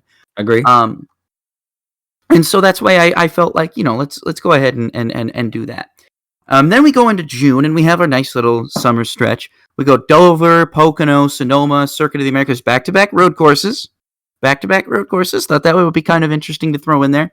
And then we have a nice little race at Michigan. We go up to Michigan. We go to Irish Hills in Michigan. And then July. This is slam dunk. I'm going to do this every single time. We're bringing back Pepsi 400 because it just needs to happen. There's no reason not to have the Pepsi 400. There's no reason not to be racing at Daytona in July. And the only reason we're doing that is because we think that for some reason hurricane season will wait a couple of months or a couple of weeks. And the fact of the matter, it won't. And look, July, any time outside of the spring and the fall in Florida, it's going to probably rain. So you're just going to have to deal with that unless you're going to run Daytona in November. You're not going to do that. 10 o'clock in the morning. Huh? Or at 10 o'clock in the morning like it used to be. Right. Just forget it. And if it gets rained out, it gets rained out. Deal with it. If it gets rained out, it gets rained out. If it gets rained out, we race on Monday. Or we race on Sunday. If it's raining out Sunday, we race on Monday. You run the race on Saturday night anyway. You run in the Xfinity race on Friday night. Which it never rained on Friday night in Florida, evidently. Right. And even, you know what? If Xfinity race gets rained out, doubleheader.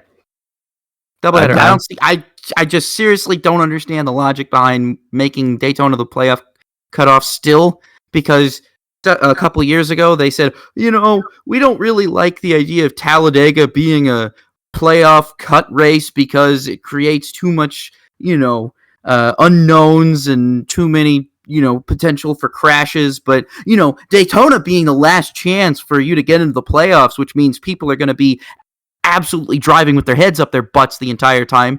That's fine. Yeah, make some sense out of that, because I still don't get it. If it's not safe to have a cutoff race at Talladega, it's not safe to have the cutoff race at Daytona. Sorry, it's not. It should be in July, and that's when Daytona should be run.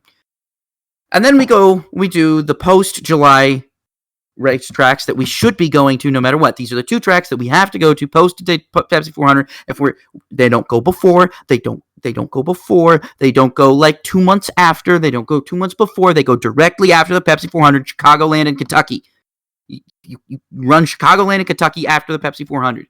You just do. It's just how it's supposed to be. It's weird. I know. I'm not leaving any explanation because it's just how I am. That's what I like. I liked it when NASCAR went Daytona, Chicagoland, and then when they replaced Kentucky with Chicagoland, I still like Daytona to Kentucky. I don't like the way it is now, where you have this weird random Road America race, and then where do they go? Where do they go to after Road America now? They went to Road America, Atlanta, New Hampshire. Yeah, no, that's wrong. That's absolutely wrong. I don't like that. That bothers me.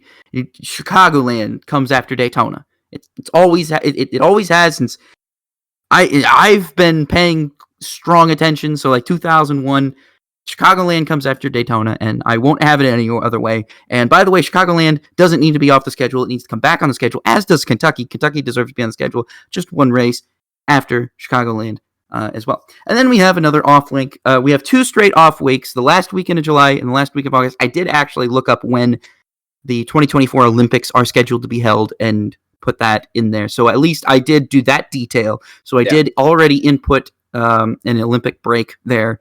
But we come right out of the Olympic break and jump straight in to the big end of summer fall stretch. We go Indianapolis. We have Brickyard 400 on the oval, of course, because it's only right. We go Watkins Glen, and then you want to know what the right playoff cutoff is? Bristol. That second race that I'm throwing in at Bristol, the Bristol night race, let's make that the cutoff. Yeah, you want carnage? You want some crazy stuff that could go on? Let's do it at Bristol, man. Everybody's going to be getting revenge on everybody. It's just going to be great. It's not going to be like tearing up everybody's car like at Talladega and eliminate them from the race. They'll tear up the car, but they'll go on pit road and fix it, and the crash clock come right back out and wreck the guy who wrecked them. It's going to be awesome. That's what we should be doing. Bristol night race is a cutoff here. Bristol night race is a playoff cutoff. Now we run into the playoffs. So we start the playoffs basically on Labor Day weekend in September. We go to Darlington. And then how about this? Second race of the playoffs. What do you think it should be? North Wilkesboro. Let's go. Let's say North Wilkesboro 2024 again. We've got Nashville Fairgrounds. Let's say Wilkesboro's back. Wilkesboro gets one race. We put it in the playoffs. We give the fans something really that they want. We give people a real incentive to come out to Wilkesboro, because it's not just any race. It's not just a NASCAR race. It's a playoff race, and it's a big playoff race. You know, that's what I'm talking about. And then we go after that. We go to New Hampshire for the cutoff. Now New Hampshire's the cutoff. So we get Darlington, which is not really a mile and a half, but kind of an interesting track. You get a short track in Wilkesboro, and then you get a mile-long track that you could, in theory, get revenge at if you wanted to. You could. You could. So that's fun. And then, starting round 2, we have my favorite round. Well, my favorite round would be round 2 here. Atlanta, Road America, and Talladega. So we go to Atlanta and Road America last 2 weeks of September. Start October off at Talladega. So like I said, you know, if NASCAR really wants to have like a cutoff race as a play on a plate track like at Daytona, let's do it right. Let's go ahead and make it Talladega, and let's make it a playoff cut race. Let's add some more chaos in here. If it wasn't already chaotic enough, and then having the playoff cut race be Bristol, let's make the round of 12 cutoff Talladega. So then, it gets better, Josh. It gets better. Then let's see here. Did I do this right? 1, 2, 3. 1, 2, 3. 1, 2, 3. Oh shoot! I messed this up. I added an extra thing, and I think I have 37 races here. Oh no! I do have. I think I have 37. I think I did this wrong. Did I do this wrong, Josh? Did I do this wrong? You did the start wrong evidently here, or the playoff wrong. Darlington would be your regular season finale. Like it mine. would be. Darn Yeah. it. Okay, well then let's start. Okay, so Bristol's not the regular season finale. Darlington is. North Wilkesboro being the first race of the playoffs. That's better. All right. Cool. So Wilkesboro, New Hampshire, Atlanta, round 1. Road America, Talladega, Texas, round 2. Charlotte, Roval, Martinsville, Phoenix, round 3. Then we finish the season at Homestead, as it should be. Okay, so I screwed up. I'm sorry. It's not that I didn't try hard on this. It's just, there's so much going on in my mind, and I didn't want to leave a track out. And I realized in the first draft, I left Michigan out, and I left, and I had like 7 or 8 races at 2, and I left out Wilkesboro. And I was like, man, I thought I had this thing. And then I went back and I re-looked at everything. I was like, no. So, okay, but that's really what it is. So it's kind of like a back to our roots with a new twist. Yeah. If that makes any sense. Yeah. I'm not saying that the new NASCAR schedules are bad, but I'm not really a big fan of doubleheader weekends in NASCAR. I could have given Pocono 2 races, but I didn't want to. I just decided I didn't want to do that. I didn't feel like it deserved them. I just cut it down to 1 race and added in Nashville Fairgrounds and Wilkesboro. I kind of didn't want to give Road America a race, but I kind of felt, you know what, actually, do I need to give Road America a race? I don't even know if I do. How dare you even suggest that? I don't know. It's just because, I don't know. I like the Circuit of the Americas race, but Road America just seems like a better Xfinity track. I don't know. Let's do upshift and downshift. How long have I been talking? I'm supposed to be done with this early. I like your ideas though, man. I think the whole May thing is a very concept. Yeah, I thought of that. That was what I really put a lot of time in, because I was like, well, what can NASCAR do? Because you have the All-Star race and you have the Coke 600, but that's really towards mid-May. If you want to really kickstart this whole month-long thing of like celebrating NASCAR and celebrating racing in general, and being like, all right, hey, that would be the way to do it, is like really give Nashville and Charlotte like 2 back-to-back race weekends in 2 different types. I mean, Nashville gets 2 different tracks, Charlotte gets an all-star race and a 600-mile race. You give those fans really something interesting. And then you go, I just thought that would be an interesting concept. It probably, who knows if it would work logistically, but it'd be cool to see. It would be cool to see. All right, let's do upshift, downshift here real quick. Upshift, downshift are fun time of the week. Upshift meaning we agree, downshift meaning we disagree. To a series of hypothetical questions and or statements that will be provided with. You can play along. You can upshift, downshift, or shift into neutral if you don't care, or whatever. On Twitter, use the hashtag RobinRoller anytime to play along with us. Question number 1. Formula One team members should be able to lobby race stewards during race investigations. Do you upshift or downshift this, Josh? I downshift so hard, I need to go to a new power unit. Because I broke your engine. Broke your gearbox. You just shredded the gearbox. Yes, this is bad. This is a bad idea. I didn't like it that it's okay for them to talk to the race director because he has no bearing on it. So, Horner and Wolf's, Wolf sending an email. That was the grace was, I'm sorry, Toto, I don't check my email during the race. I concentrate on the race itself. It's a great quote. But no, they should not be able to lobby race stewards. They should just sit there and figure it out. No outside interference, because you wouldn't want, oh crap, this is my buddy. He's talking to me about this. So, maybe I should show him leniency, or he popped this idea into my mind and it could just be a falsehood. So no, absolutely not downshift. Yeah, I have no reason to upshift this. I'm downshifting immediately. This is ridiculous. I don't. I mean, a race investigation by the race stewards is supposed to be about as non-biased as possible. You're not going to go and you're not going to see a lawyer walk into the jury deliberation room during a trial and lobby for their client. Right. So why is this happening? Why are we allowing team principals to go in and talk to the race stewards while they're literally sitting there investigating the incident and going over all of the facts that they have? Yeah. Like, it just seems, it's pretty easy downshift. Didn't talk about this news, but it's very interesting to note here. So there were L1 penalties given to Hendrick Motorsports teams from Chase Elliott and Alex Bowman over the past weekend from the New Hampshire weekend for the pair running the wrong engines, which would be a loss of 25 owner and driver points. Is this both over-policing by NASCAR and holds no real consequences for the team? Do you upshift or downshift on that, Josh? Yeah, I upshift. It's both over-policing. Like, I get why they're doing it, because it's a crate engine, it's a sealed engine. It's a dumb penalty. It's a dumb rule. So it's just another page out of the rule book you could just kind of take out, and nothing would really change. And there are no real consequences. This has no owner's points. I mean, they're both in the playoffs. The only way this really affects them is if, they come down to it, and at Daytona, Chase was 24 points below the guy in front of him, and if he had those 25 points back, he could have an extra playoff point.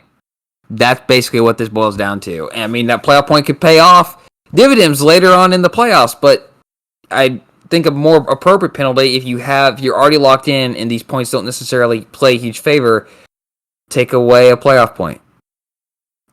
So I kind of upshift. Yeah, both it's over policing. There's too much of that. This is F1 style over policing, and the consequences really just don't have any bearing. So I upshift.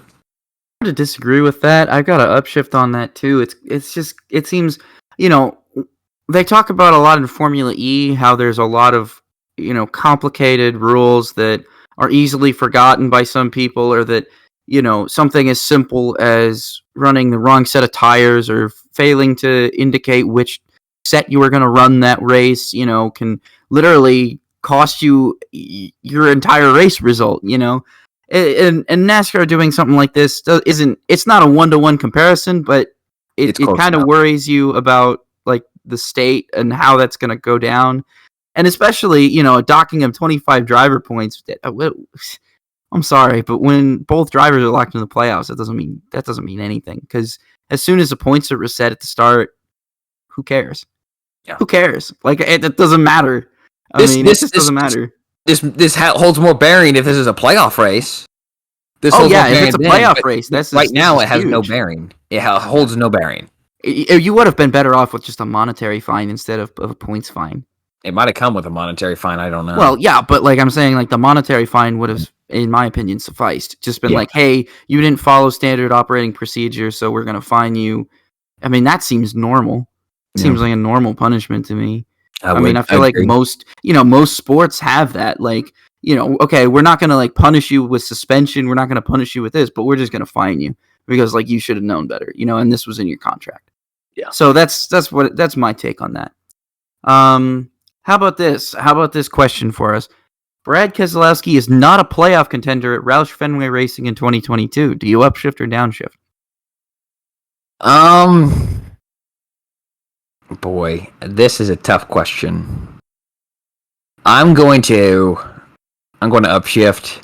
I think there's going to be a year of growing pains. I don't think he's going to go in there right away and just turn everything around. Yes, they've run well this year, but the new car is also leaves a lot on the table that unanswered. So I just think that when I look at a team when I look at Roush Fenway compared to a team Penske, Gibbs, Hendrick, even a Stewart Haas who is struggling right now, I think they're just going to be more prepared compared to Roush, and I think he'll be a top 20 team driver. But I'm not going to be shocked if he misses the playoffs because he didn't win a race and he didn't point his way in. Yeah, I'm actually going to go more neutral just because I think there's too many unknowns at this point to really make a solid prediction. I mean, I don't know who his crew chief is going to be. Yep. I personally think that him losing Paul Wolfe is a major reason for his relative decline in performance. I really think that's a main reason for it. So I think, if Keselowski goes out there and gets a better crew chief that he works better with and meshes well with, then you're probably talking about, okay, he could have a legitimate shot. There's also the question of how is the next gen car going to drive? Is it going to drive similar more to an Xfinity car, or is it going to kind of drive the same as the current Cup car? If it drives more towards an Xfinity car, I like Brad's chances in that a hell of a lot more than I like his chances right now. Because at that point, if it drives more like the Xfinity car, it's down to driver talent. And, well, I know Brad Keselowski has the driver talent that he needs in order to win races and win championships. So that's a plus in his corner. So it depends on how the car drives. It also depends on how, what the new direction for Roush is. How do they allot their resources? What is going to change in that? Is Brad going to come in and enact any sweeping changes or important changes, or not even sweeping changes, but like minor changes that could help or hurt the overall team's performance? It's stuff like that. I think it's just too early to tell because the fact of the matter is it was just announced this past week. There's a lot of unknowns about the future of car, about the future of the series, all that stuff. So I'm just going to have to go into neutral, to be honest with you. It's a way too early prediction question, and that's why I threw it in there. Okay. Yeah. All right. Next question here. Final question. Sorry, I was looking at that. The Mariners just came back from being down 7-0 and won the game 11-8. So that was kind of cool. Yeah, pretty rad. Go Mariners. And it was over the Astros too. So them cheating Astros couldn't win this one. Chartered NASCAR Cup Series teams should have a requirement to field at least one entry under their name and not an alliance in either the NASCAR Xfinity or NASCAR Camping World Truck Series. Do you upshift or downshift this, Josh? I don't want to upshift this one. I don't have a reason to downshift other than to say for financial reasons. But I think the overall health and growth, stability of these lower divisions are needed for obviously the progression and growth for talent, your drivers. So I think, I'm going to upshift. I like the requirement. And if you want to go the cheaper financial route, you go the Truck Series, right? You don't want to go the Xfinity Series. Or maybe you do. I don't know. So I'm going to upshift. I like the idea of it. Personally, I'm going to have to downshift here because I think it's necessary in stuff like Indy Lights where car counts are a legitimate problem. But if you're getting 40 trucks to show up to a truck race nowadays, it seems kind of needless to have that requirement. I mean, if we were having major field size issues in Xfinity and Truck Series, then yeah, maybe I would say this is something that NASCAR needs to consider for charter teams. But the fact of the matter is, you're still getting 36, 37, 38 cars to show up to a standard Xfinity race weekend. You're still getting 40 cars to show up to a truck race weekend. And for the most part, at least half or 3/4 of them are going to be competitive. So, and I'm not saying competitive isn't going to win races, but competitive isn't going to, not be multiple laps down. Right. They're going to be on the lead lap. They're going to be racing each other for position and not being overtaken very easily by the leader. So I just don't think it's necessary at the moment. It's something, like I said, in something like Indy Lights where car counts can drop into the single digits. Yeah, that's definitely something that should be looked into, but we're not asking the question about IndyCar. This is NASCAR. So I'm going to have to downshift on that.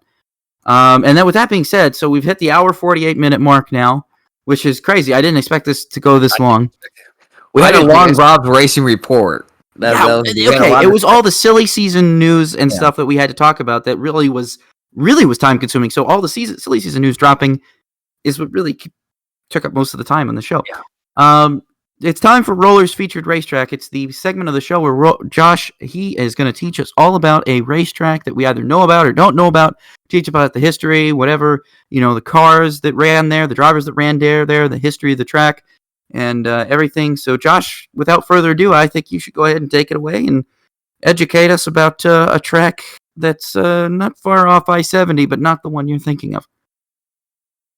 Well, I'm going to talk about a track today that has already, been mentioned today. Briefly talk about it. It's a track that never should have left any of the calendars it served. and it is an underserved, let me repeat this, underserved market, grossly underserved.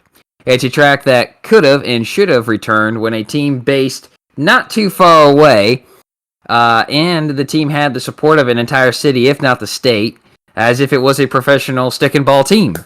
This track could have been there, with their home court. Could have been like, hey, you're coming to play at my house. And that track today is Pikes Peak International Raceway.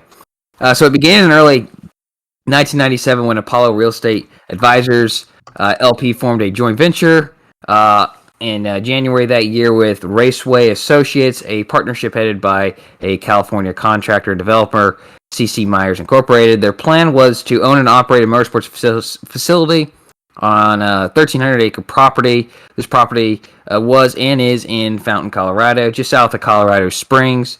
The track built, which stands today, that's why I mentioned it on my calendar we did earlier, is a 1-mile D-shaped oval similar to Richmond or Iowa, but with 10 degrees of banking. And, of course, Richmond is 3/4 of a mile. Iowa is 7/8. This one is a mile. In length, it had a capacity of 42,000 in the grandstands and reportedly could hold another 20,000 in the infield.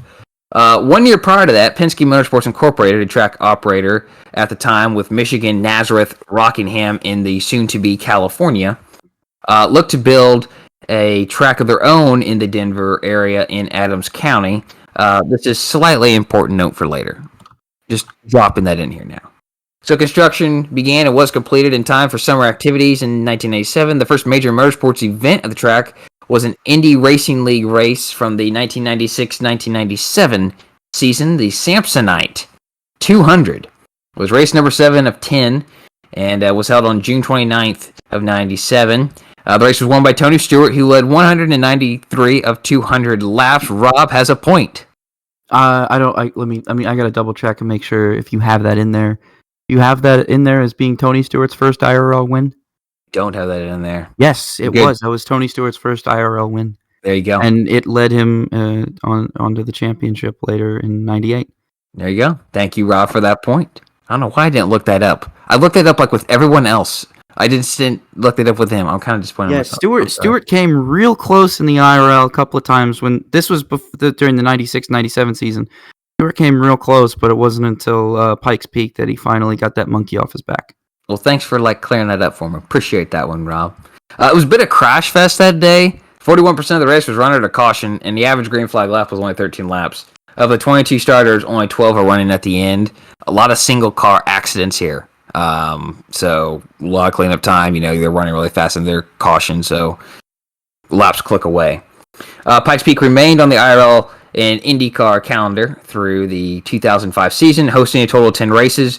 Greg Gray was the only repeat winner, winning both races in 1999. The only season that IndyCar right, it was Greg Ray. It was the only season that IndyCar visited the Colorado track twice. The other winners were Kenny Brack, Eddie Cheever Jr., Buddy Lazier, Gil DeFerrin, Scott Dixon, Dario Franchitti, and Dalton Weldon.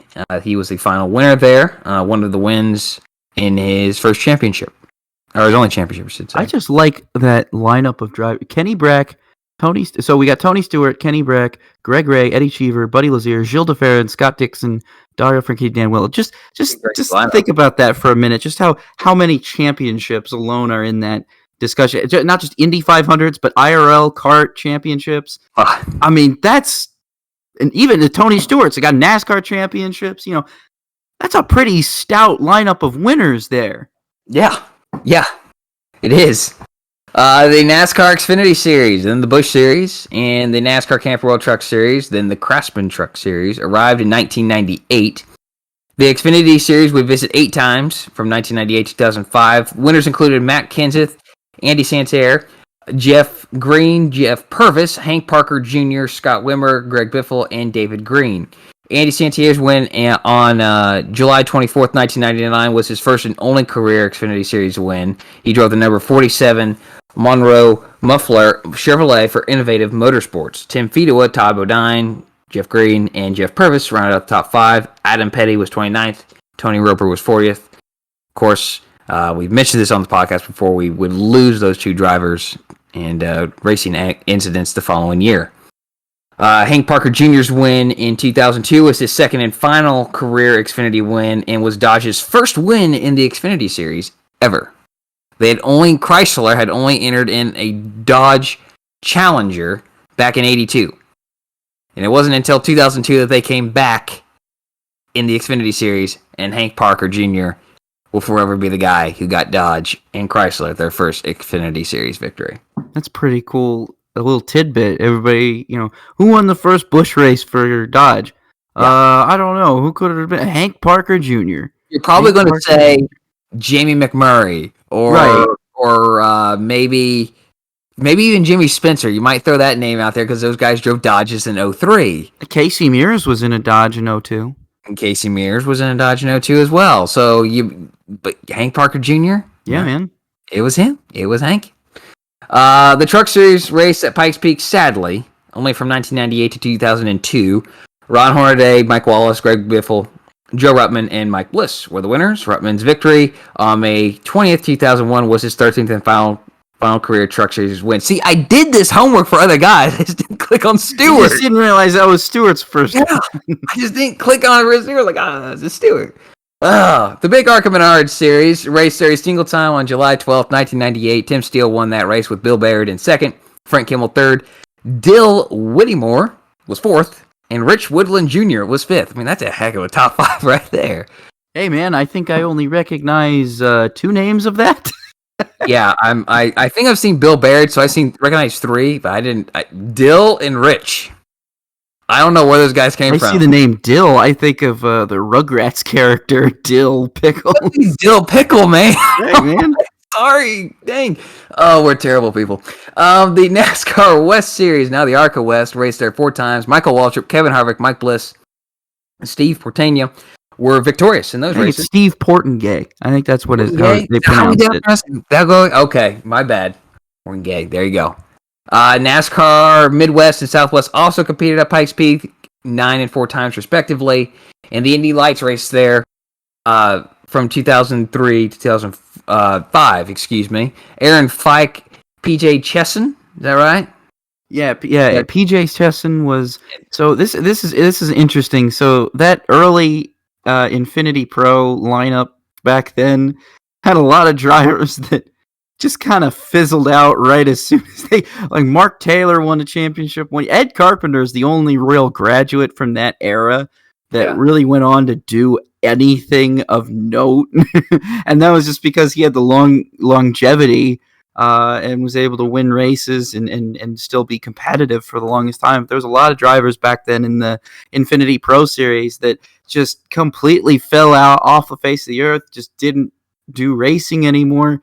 Aaron Fike went to NASCAR, and then but PJ Chesson started the 06 500 for Hemmelgarn Racing, I think it was. He was and he wrecked his teammate on like the first or second lap. That's nice. Him and his teammate wrecked, I think.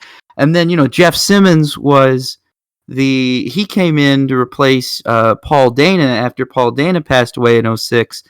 And, that was like a last minute signing. Like Ray Hall was like, man, we need a driver to fill out our roster. So Aaron Fike, Peter Chesson, and Jeff Simmons were the 3 winners in Indy Lights at Pikes Peak. Yeah, Aaron Fike got caught with heroin in this parking lot of Kentucky Kingdom. Fun fact about that. Yeah, I watched a YouTube video on that. Yeah, How about that? I love going to Kentucky Kingdom.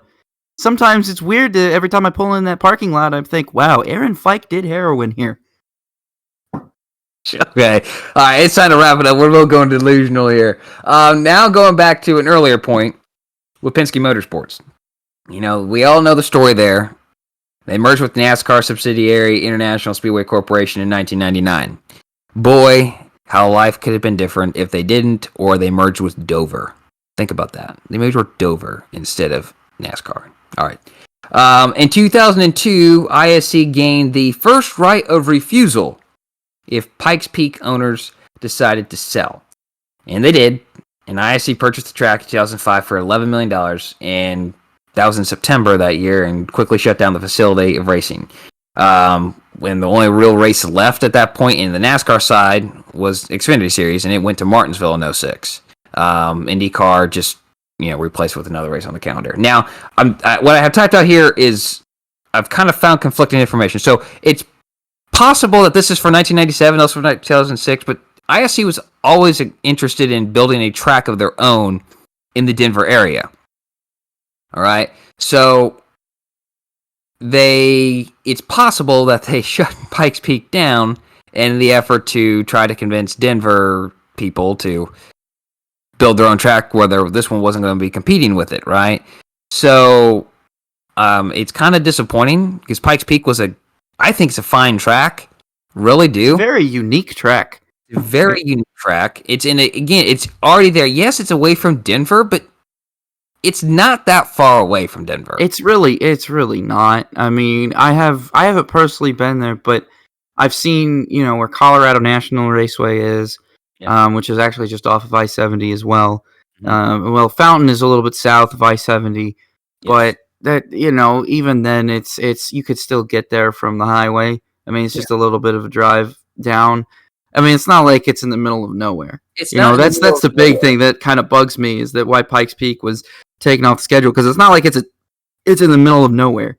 It's in a relatively picturesque area of Colorado, and it's not necessarily in a Denver suburb, but that's fine because you don't really want to put a racetrack in a suburb, especially one like that's brand new. It's one thing to move next to a racetrack and complain about the noise. It's another thing for the racetrack to move next to you when you didn't originally plan it. You know what I mean? So I felt like Pikes Peak was in a good area. It's just like Pikes Peak is still in a great area. It really is. That's why it frustrates me that we're not racing there anymore. Yeah.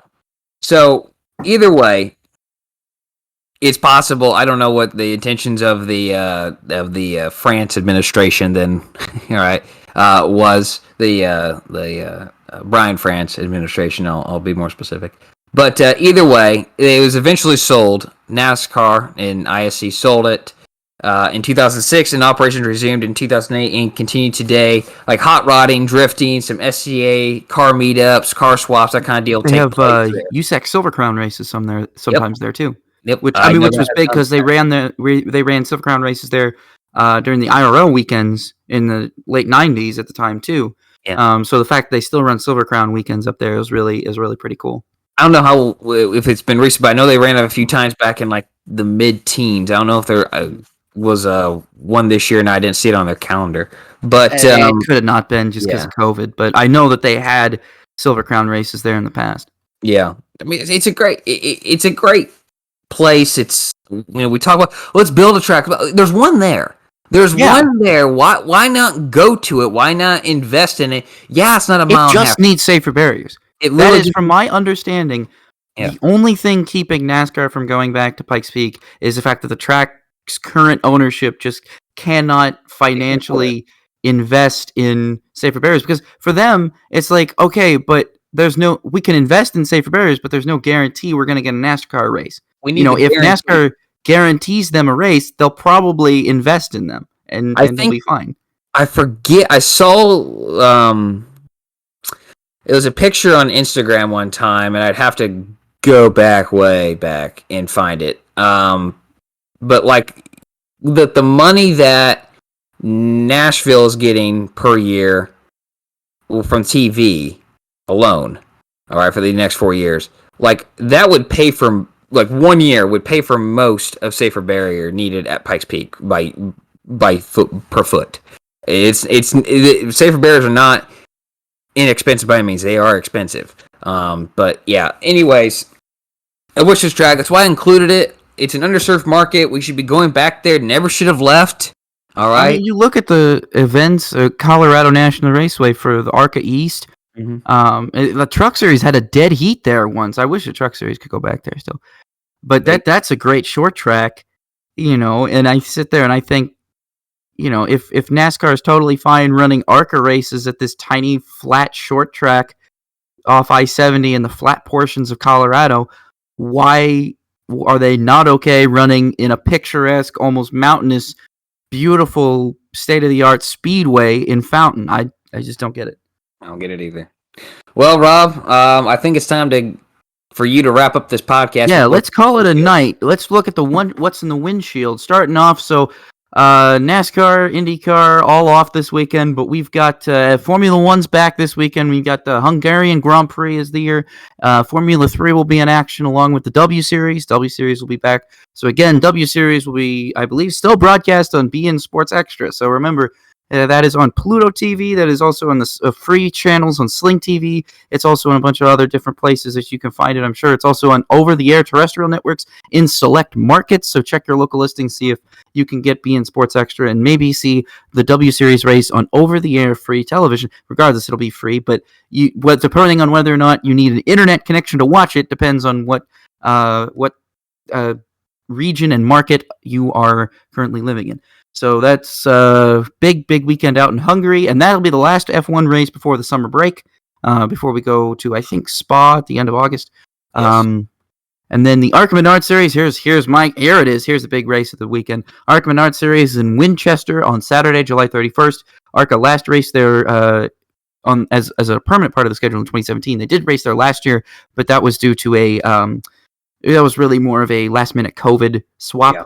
If anything. So this is the first time since 2017 that Winchester has been included on the original schedule and was originally scheduled to begin with. So really, really excited to see that. And then, just like I was speaking about Colorado National Speedway, the ARCA Menard Series West will go to Colorado and Colorado National Speedway on Saturday. That'll be pretty neat to see. That is a fun little bull ring around there. It's flat. It's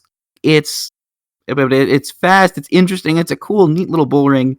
It'd be kind of cool if the Truck Series still race there. I understand why they don't, but it's still cool to see ARCA West go there. It's kind of cool to see cars still running on there. At least NASCAR cars. Yeah. And then Formula E, they have their season finale coming up here in a couple of weeks at the Berlin Tempelhof Airport Street Circuit for a doubleheader. Now, how about this on August 14th and 15th? So how about this? So the first race they're going to run, I think, clockwise, and then the second race they're going to run counterclockwise. So they're going to race the second race in reverse of the first race. Smart. So how about that? How about that for Formula E? That'll be pretty interesting because they did that last year a little bit, but they changed up some bits and pieces of the track to make it different between the races. But this time they're just going to turn the cars around and have them go backwards. So that'll be pretty interesting to see. I'm excited to see how that works out for us. So, hey, thank you guys so much for listening this week. We know we went long, but that's because there was a lot of silly season news to talk about. And remember, you guys can play along too anytime. Follow us on Twitter, follow us on Instagram, follow us on YouTube, follow us on Facebook. We're all over the place. You can play along with us using the hashtag RobinRoller. You can create your own schedule. Go ahead and fire up that Notes app that's on your phone right now, and tweet us or DM us, whatever, a picture of your ideal schedule that you would like to see the NASCAR Cup Series go to in the near future. Take as much time as you want. Yeah, share it with us. We'd like to see what you guys come up with. Yeah, and always get a hold with us. Join the conversation, upshift, downshift with us. Make this. We love to include our listeners anytime. So thank you guys so much for listening this weekend. This week. We know there wasn't a lot of races, but there's going to be some fun races this weekend with Formula One and ARCA, so get ready for those. So for Josh Roller, my name is Rob Peeters, and this has been the Racing with Rob and Roller podcast. Have a great week, everybody, and we will see you next time.